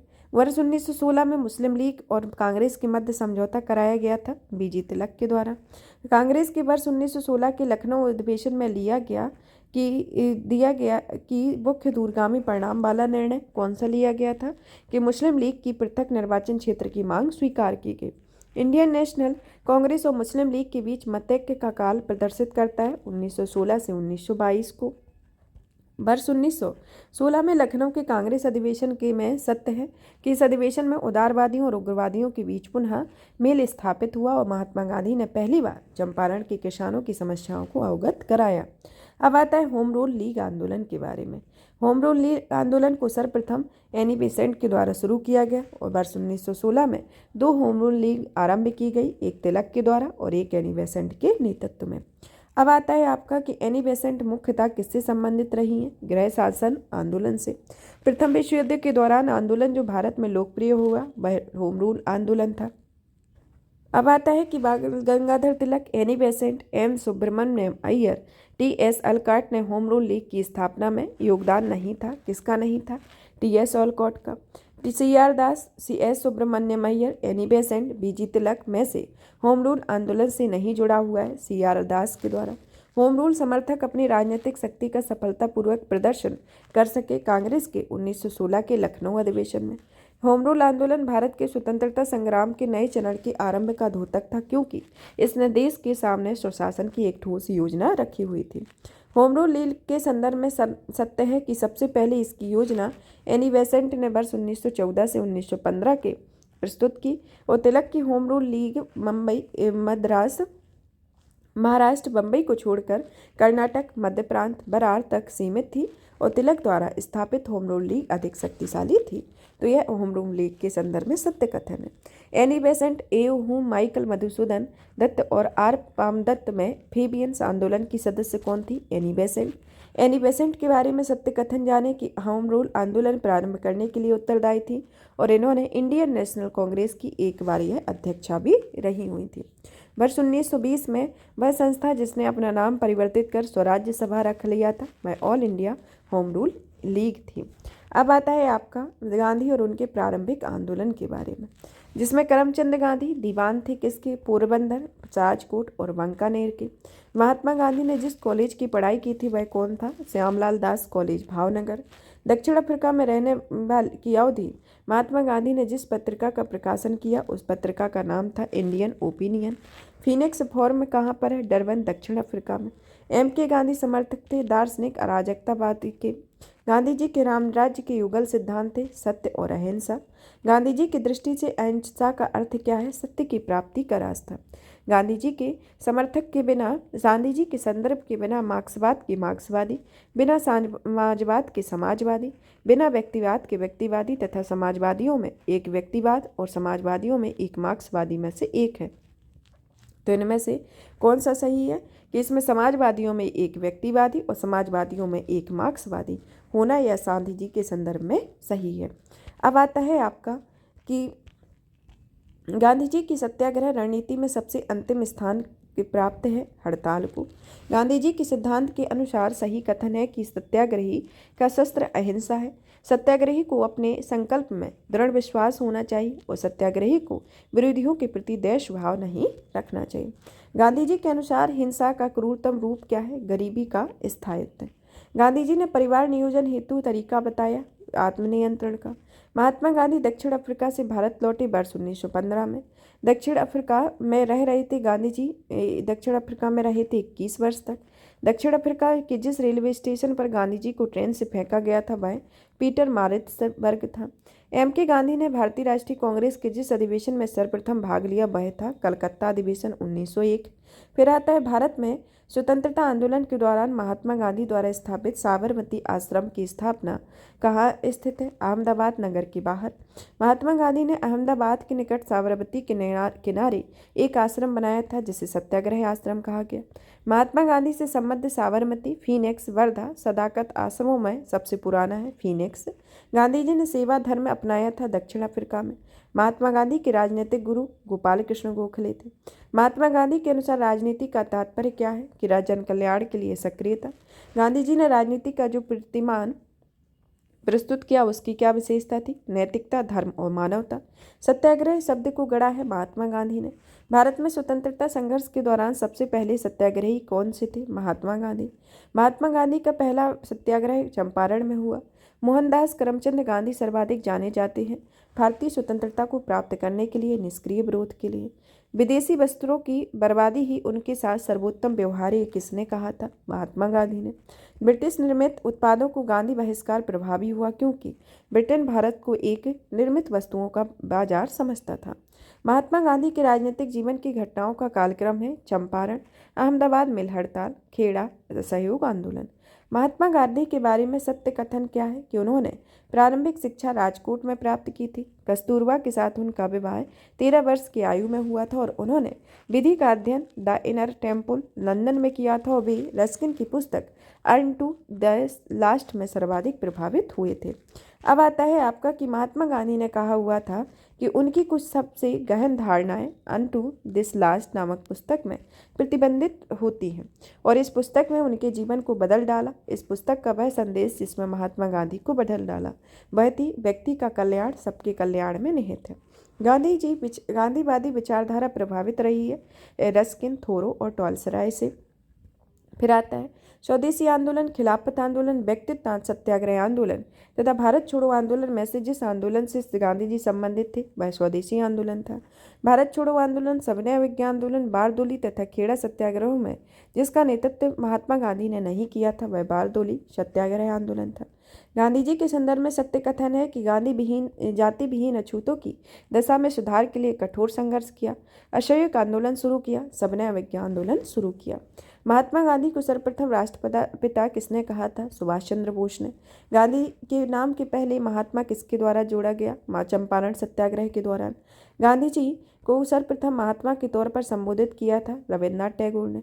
नोआखाली काल में महात्मा गांधी के सचिव प्यारेलाल रहे। राजकोट सत्याग्रह, खेड़ा सत्याग्रह, वायकोम सत्याग्रह तथा असहयोग आंदोलन में से जिस सत्याग्रह आंदोलन में गांधी जी ने प्रत्यक्ष रूप से भाग नहीं लिया वह वायकोम सत्याग्रह था। भारतीय इतिहास के संदर्भ में वायकोम के संदर्भ में सत्य कथन है कि अस्पृश्यता और जातिगत भेदभाव के विरुद्ध एक सत्याग्रह था। महात्मा गांधी ने इस सत्याग्रह में भाग लिया। महात्मा गांधी का छत्तीसगढ़ में प्रथम आगमन कब हुआ था? 20 दिसंबर 1920 को। गांधी के अनुयायियों में A.N. सिन्हा, ब्रजकिशोर प्रसाद, J.B. कृपलानी व राजेंद्र प्रसाद में से वह पेशे से एक शिक्षक थे। कौन? J.B. Kripalani. G.D. Birla, Jamnalal Bajaj, J.R.D. Tata, Balchandra हीराचंद्र उद्योगपतियों में से वह व्यक्ति जो लंबे समय तक AICC के खजांची रहे तथा वर्ष 1930 में जेल भी गए वह जमनालाल बजाज रहे। भारतीय कपड़ा व्यापारी बैंकर कांग्रेस और महात्मा गांधी का निकट सहयोगी यह विवरण किसका है? जमनालाल बजाज का। स्वाधीनता आंदोलन के दौरान महात्मा गांधी के करीबी अंग्रेज मित्र थे रेवरेंड चार्ली एंड्रूज। वह कारीगर जिसने गांधी जी ने मंदिर का नाम दिया यरबदा। भारत की स्वाधीनता के समय महात्मा गांधी किसके सदस्य नहीं थे? कांग्रेस के सदस्य नहीं थे। फिर आता है आपका कि गांधी जी की मृत्यु पर जिसने कहा था कि हमारे जीवन से प्रकाश चला गया? जवाहरलाल नेहरू ने। गांधी जी को वन मैन बाउंड्री फोर्स कहकर संबोधित किया माउंटबेटन ने। जिसने महात्मा गांधी को आदेशित किया था वह भारत में प्रथम वर्ष खुले कान पर मुंह बंद कर व्यतीत करे गोपाल कृष्ण गोखले ने। भारतीय राजनीति में प्रवेश के पूर्व 1 वर्ष तक देश में पर्यवेक्षक एवं विद्यार्थी के रूप में रहने की सलाह की दी गई थी गोपाल कृष्ण गोखले ने। फिर आता है कि गलत साधन हमें कभी भी सही उद्देश्य तक नहीं ले जाते। यह किसने कहा था? M.K. गांधी ने। जो नैतिक दृष्टिकोण से गलत है वह राजनीतिक दृष्टिकोण से कभी सही नहीं हो सकता। इस सिद्धांत के प्रबल समर्थक कौन थे? M.K. गांधी। गांधी जी ने बंधुआ मजदूरों को मुक्त कराने का प्रथम अभियान आरंभ किया था चंपारण से। वह आंदोलन जिसमें महात्मा गांधी ने पहली बार भूख हड़ताल का प्रयोग हथियार के रूप में किया था, अहमदाबाद मिल हड़ताल। वर्ष 1918 में अहमदाबाद में गांधी जी द्वारा चलाए गए सत्याग्रह में हिस्सा लिया था मजदूर वर्ग ने। महात्मा गांधी का वह संघर्ष जो औद्योगिक श्रमिकों से संबंधित है, अहमदाबाद संघर्ष। अहमदाबाद सत्याग्रह आरंभ किया गया था सूती मिल कामगारों के लिए। गांधी जी के ट्रस्टीशिप सिद्धांत के प्रतिपादक के संदर्भ में सही है दक्षिण अफ्रीका 1903 में। गांधीवादी अर्थव्यवस्था के विषय में सही कथन है कि वे अहिंसा पर आधारित अर्थव्यवस्था पर बल देते थे। केंद्रीकरण शोषण और असमानता को जन्म देता था, अतएव अहिंसा सामाजिक संरचना और केंद्रीकरण के विरोधी और भारत के मशीनीकरण के पक्षधर भी नहीं है। M.K. गांधी के अनुसार अस्पृश्यों को सामाजिक आर्थिक सुधार संपन्न किया जाता है उनके कुटीर उद्योग स्थापित करके। गांधीयन इनोवेशन या गांधी जी का नवाचार का क्या तात्पर्य है कि कम निवेश से अधिक उत्पादन से अधिक लोगों के लिए। खेड़ा सत्याग्रह, शबना विज्ञा आंदोलन, असहयोग आंदोलन तथा चंपारण सत्याग्रह में वह घटना जो सबसे पहले घटित हुई थी वह चंपारण सत्याग्रह थी। चंपारण में तिनकठिया प्रथा का तात्पर्य क्या था? 3/20 भूभाग पर नील की खेती करना। गांधी जी ने भारत में पहली बार सत्याग्रह आंदोलन बिहार में प्रारंभ किया चंपारण से। गांधी जी का चंपारण आंदोलन था नील कृषकों की समस्याओं का समाधान करने हेतु। अब आता है आपका सही कथन कि चंपारण जांच में आचार्य JB कृपलानी महात्मा गांधी के सहयोगियों में से एक थे। चंपारण संघर्ष में जिन्होंने महात्मा गांधी का साथ दिया वे कौन थे? राजेंद्र प्रसाद, अनुग्रह नारायण सिन्हा। महात्मा गांधी के चंपारण सत्याग्रह से संबंधित है राजकुमार शुक्ल। चंपारण आंदोलन संबंधित है राजेंद्र प्रसाद, अनुग्रह नारायण सिन्हा, JB कृपलानी। चंपारण कृषि जांच समिति के सदस्य कौन थे? D.J. Read, Mahatma Gandhi, L.C. आदामी, राजा हरि प्रसाद नारायण सिंह और G. रैनी। दक्षिण अफ्रीका से लौटने के पश्चात गांधी जी ने प्रथम सत्याग्रह आरंभ किया चंपारण में। महात्मा गांधी ने सर्वप्रथम जिस आंदोलन का किसान आंदोलन में भाग लिया वह चंपारण में था। चंपारण किसान आंदोलन का नेतृत्व करने वाले महात्मा गांधी को आमंत्रण दिया हुआ था राजकुमार शुक्ल ने। चंपारण सत्याग्रह के संबंध में सही है कि यह किसानों से जुड़ा था। इसे तिनकठिया प्रथा के विरुद्ध संचालित किया गया था और डॉक्टर राजेंद्र प्रसाद तथा JB कृपलानी ने इसमें M.K. गांधी का सहयोग किया हुआ था। चंपारण नील आंदोलन के राष्ट्रीय नेता कौन थे? महात्मा गांधी। महात्मा गांधी ने चंपारण सत्याग्रह का विरोध किया था N.G. रंगा ने। खेड़ा के किसानों के पक्ष में महात्मा गांधी के सत्याग्रह संगठित करने का कारण क्या था कि अकाल पड़ने के बावजूद प्रशासन में भू राजस्व की उगाही स्थगित नहीं की थी। अब आता है किसान आंदोलन एवं किसान सभा के बारे में। किसान आंदोलन के संदर्भ में पहला आता है कि चंपारण, बालदोली, बेगू, बिजौलिया में से भारत का सर्वप्रथम किसान आंदोलन कौन सा था? बिजौलिया आंदोलन। फिर आता है कि इंद्र नारायण द्विवेदी, गौरीशंकर मिश्र, जवाहरलाल नेहरू एवं मदन मोहन मालवीय में से फरवरी 1918 में स्थापित यूपी किसान सभा की स्थापना से संबद्ध नहीं है जवाहरलाल नेहरू। वर्ष 1918 में संयुक्त प्रांत किसान सभा का गठन किस नेता ने किया था? इंद्र नारायण द्विवेदी ने। नाई धोबी बंद सामाजिक बायकॉट का एक स्वरूप था जो वर्ष 1919 में किसानों द्वारा प्रतापगढ़ जिले में चलाया गया था। अब आता है आपका वह प्रदेश जहां बाबा रामचंद्र ने किसानों को संगठित किया वह कौन सा था? अवध था। 1930 में के दशक में देश के विभिन्न भागों में भिन्न भिन्न नेताओं द्वारा किसान आंदोलन चलाए गए। उनके प्रभाव में सही सुमेलित है कि सहजानंद सरस्वती बिहार से संबंधित है, खुदाई खिदमतदार NWFB से, स्वामी रामानंद हैदराबाद से, अब्दुल हमीद खां दक्षिणी असम से संबंधित है। अब आता है 1930 के दशक में किसान सभा आंदोलन से सक्रिय रूप से जुड़े स्वामी सहजानंद। अवध में एका आंदोलन का उद्देश्य क्या था? लगान का नकद में परिवर्तन। बिहार प्रांतीय किसान सभा का गठन किसके द्वारा किया गया? स्वामी सहजानंद सरस्वती द्वारा। अखिल भारतीय किसान सभा की प्रथम सभा की सत्र की अध्यक्षता स्वामी सहजानंद सरस्वती ने की। वह जगह जहां अखिल भारतीय किसान सभा का पहला अधिवेशन हुआ लखनऊ में। अखिल भारतीय किसान कांग्रेस का गठन 1936 में किया गया। अखिल भारतीय किसान सभा के संस्थापक अध्यक्ष कौन थे? स्वामी सहजानंद सरस्वती। स्वामी सहजानंद सरस्वती का संबंध किससे था? बिहार के किसान आंदोलनों के साथ से। स्वामी सहजानंद सरस्वती ने भूमि और जलमार्ग के राष्ट्रीयकरण की मांग के साथ अखिल भारतीय संयुक्त किसान सभा का गठन किया उनकी मृत्यु के ठीक पहले। प्रथम अखिल भारतीय किसान सभा में भाग लेने वाली कांग्रेसी नेता कौन थे? जवाहरलाल नेहरू, राजेंद्र प्रसाद, सी.आर. दास, मोतीलाल नेहरू तथा भगत सिंह में से बिहार में किसान आंदोलन के साथ जुड़े हुए थे राजेंद्र प्रसाद। सही सुमेलित किए गए हैं कि बरदोली सत्याग्रह सरदार वल्लभ भाई पटेल, भारतीय किसान संस्थान एन.जी. रंगा, बंगाल प्रजा पार्टी फजलुल हक, बर्खास्त संघर्ष स्वामी श्रद्धानंद सरस्वती। अब आता है बंगाल के तेभागा किसान आंदोलन की क्या मांग थी? कि जमींदारों की हिस्सेदारी को फसल के आधे भाग में कम करके 1/3 करना। बारदोली सत्याग्रह का नेतृत्व किया सरदार वल्लभ भाई पटेल ने। महात्मा गांधी ने वल्लभ भाई पटेल को सरदार की उपाधि उनकी बड़ी संरक्षण क्षमता के कारण जिस आंदोलन में दी थी वह बारदोली सत्याग्रह था। आचार्य विनोबा भावे की भूदान आंदोलन के प्रारंभ से संबंध था पोचमपल्ली से। भूदान आंदोलन सर्वप्रथम प्रारंभ हुआ था तत्कालीन आंध्र प्रदेश के वर्तमान तेलंगाना राज्य में स्थित है। अब आता है ट्रेड यूनियन और साम्यवादी दल के संदर्भ में कि भारत में वर्ष 1918 में प्रथम मजदूर संघ की स्थापना बी.पी. बाड़िया के द्वारा की गई। अहमदाबाद टेक्सटाइल लेबर एसोसिएशन की स्थापना महात्मा गांधी ने की। भारत में ट्रेड यूनियन कांग्रेस के पहले अध्यक्ष किसे बनाया गया? लाला लाजपत राय को। अखिल भारतीय ट्रेड यूनियन कांग्रेस को 1920 में बम्बई में हुए प्रथम अधिवेशन की अध्यक्षता लाला लाजपत राय ने की थी। वर्ष 1929 में नागपुर में संपन्न all India trade union Congress की अध्यक्षता किसके द्वारा की गई थी? जवाहरलाल नेहरू के द्वारा। कम्युनिस्ट इंटरनेशनल का सदस्य बनने वाला पहला भारतीय कौन था? एम.एन. रॉय।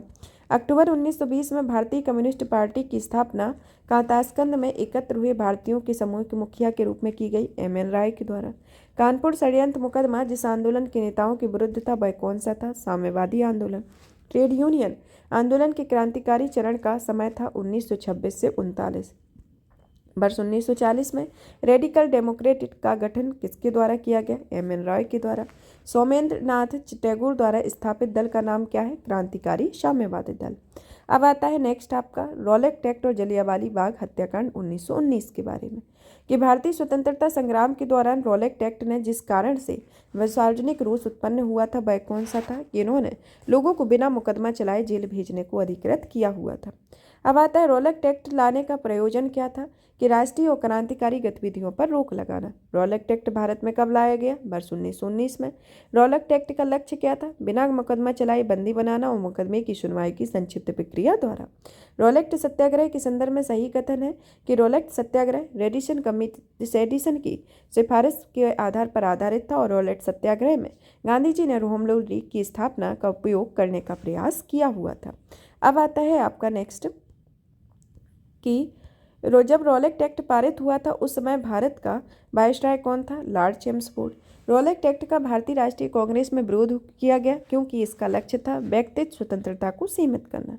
जलियांवाला बाग नरसंहार गांधीवादी सत्याग्रह से संबंधित है रॉलेट सत्याग्रह से। अखिल भारतीय राजनीति में गांधी का पहला साहसिक कदम रॉलेट सत्याग्रह था। रॉलेट एक्ट के विरोध में लगान न देने पर आंदोलन चलाने का सुझाव स्वामी श्रद्धानंद ने दिया। The article and revolutionary crime act 1919 में सामान्य बोलचाल में कहा जाता है रॉलेट एक्ट को। वह एक महत्वपूर्ण घटना जो जलियांवाला बाग नरसंहार के तुरंत पूर्व घटी थी वह रॉलेट एक्ट का बनना था। जलियांवाला बाग का हत्याकांड हुआ था 13 अप्रैल 1919 को। जलियांवाला बाग कत्लेआम हुआ था अमृतसर शहर में। काफ़ी संख्या में लोग अमृतसर में जलियांवाला बाग में 13 अप्रैल 1919 को एकत्रित हुए थे और इसमें आते हैं डॉक्टर सैफुद्दीन किचलू और सत्यपाल की गिरफ्तारी के विरोध में। फिर आता है 30 मई 1919 को अपना अलंकरण भारत सरकार को लौटाने वाले व्यक्ति कौन से थे? रविन्द्रनाथ टैगोर। वह जिसके विरोध में रविन्द्रनाथ टैगोर ने अपनी नाइटहुड की उपाधि को परित्याग कर दिया गया वह जलियांवाला बाग नरसंहार के दौरान। जलियांवाला बाग हत्याकांड के विरोध में वायसराय की कार्यकारिणी परिषद की सदस्यता में इस्तीफा किसके द्वारा दिया गया? शंकरन नायर के द्वारा। जलियांवाला कांड के विरोध में सर की उपाधि त्याग दी गई रविन्द्रनाथ टैगोर के द्वारा।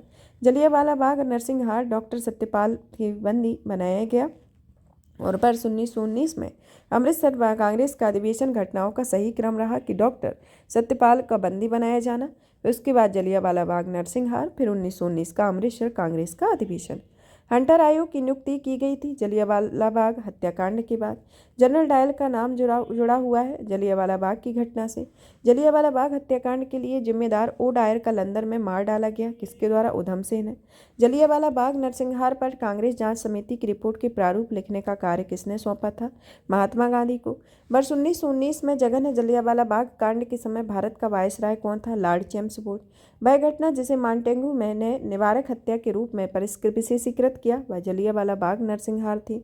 वह एक्ट जिसके कारण सार्वजनिक रोष की लहर उभरी, उसके फलस्वरूप जलियांवाला बाग में ब्रिटिश द्वारा जनसंहार की घटना घटी, वह रॉलेट एक्ट था। अब आता है आपका खिलाफत आंदोलन के बारे में। खिलाफत आंदोलन का प्रारंभ किसके द्वारा किया गया? शौकत अली मोहम्मद अली के द्वारा। खिलाफत आंदोलन के प्रमुख नेताओं में कौन थे? मौलाना मोहम्मद अली और शौकत अली। खिलाफत आंदोलन का उद्देश्य क्या था? कि भारत में मुसलमानों में ब्रिटिश विरोधी भावना उत्पन्न करना, ऑटोमन साम्राज्य की रक्षा और खिलाफत का संरक्षण करना। वर्ष 1919 में अखिल भारतीय खिलाफत सम्मेलन का अध्यक्ष किसे चुना गया? महात्मा गांधी को। महात्मा गांधी ने खिलाफत आंदोलन का समर्थन किया। गांधी जी ने अंग्रेजों के खिलाफ अपने आंदोलन में भारतीय मुसलमानों का सहयोग प्राप्त करना चाहा था। वह जिसने खिलाफत आंदोलन को हिंदुओं और मुसलमानों की एकता के एक ऐसे अवसर में रूप में देखा जो 200 वर्षों में पुनः प्रस्तुत नहीं थी। महात्मा गांधी ने खिलाफत आंदोलन के दौरान हाजी कुल मुल्क की पदवी त्याग दी थी। हकीम अजमल खान ने। वह जिसने गांधी जी को सावधान किया था कि वह मुस्लिम धार्मिक नेताओं और उनके अनुयायियों के कट्टरपन को प्रोत्साहित ना करे। मोहम्मद अली जिन्ना। मोहम्मद अली, शौकत अली, अबुल कलाम आज़ाद और M.A. जिन्ना में से महात्मा गांधी की खिलाफत आंदोलन में भागीदारी की भर्त्सना किसके द्वारा की गई थी? M.A. जिन्ना के द्वारा। खिलाफत आंदोलन का परिणाम क्या था? हिंदू मुस्लिम मतभेदों में कमी आई हुई थी। वह व्यक्ति जिसने 4 अप्रैल 1919 को दिल्ली की जामा मस्जिद में प्रवचन मंच में हिंदू मुस्लिम एकता पर भाषण दिया था, स्वामी श्रद्धानंद ने। कांग्रेस के खिलाफत आंदोलन का समर्थन किया गया था मुख्यतः खलीफा की पुनर्स्थापना के लिए, मुसलमानों की सहानुभूति प्राप्त करने के लिए। जवाहरलाल नेहरू, मदन मोहन मालवीय, मोहम्मद अली तथा स्वामी श्रद्धानंद ने खिलाफत आंदोलन का समर्थन नहीं किया। मदन मोहन मालवीय ने। वर्ष 1920 की खिलाफत कमेटी की सभा जिसने गांधी जी को असहयोग आंदोलन के नेतृत्व में संभालने का अनुरोध किया, वह कौन थी? इलाहाबाद में। इस मिसाल में हम मुसलमानों को हिंदुओं से भिड़ा नहीं पाए हैं। एचिसन ने इस कथन का संबंध जिस घटना से वह कौन सी है? खिलाफत और सहयोग आंदोलन 1919 से 1922। 1921 का मोपला आंदोलन की शाखा कौन सी थी? खिलाफत आंदोलन। यहाँ पर यह टॉपिक फिनिश करते हैं, मतलब कि यह हमारी श्रृंखला का इन मॉडर्न इंडिया के अंतर्गत यह हमारा पार्ट 2 होगा। अब हमारा पार्ट 3 आएगा। पार्ट 3 नेक्स्ट क्लास के अंतर्गत आएगा, नेक्स्ट डे आएगा। और भी इसी तरीके की वीडियो को देखने के लिए वीडियो को लाइक करें, चैनल को सब्सक्राइब करें, ज़्यादा से ज़्यादा शेयर करें ताकि इसका लाभ काफ़ी सारे स्टूडेंट को पहुँच सके। धन्यवाद।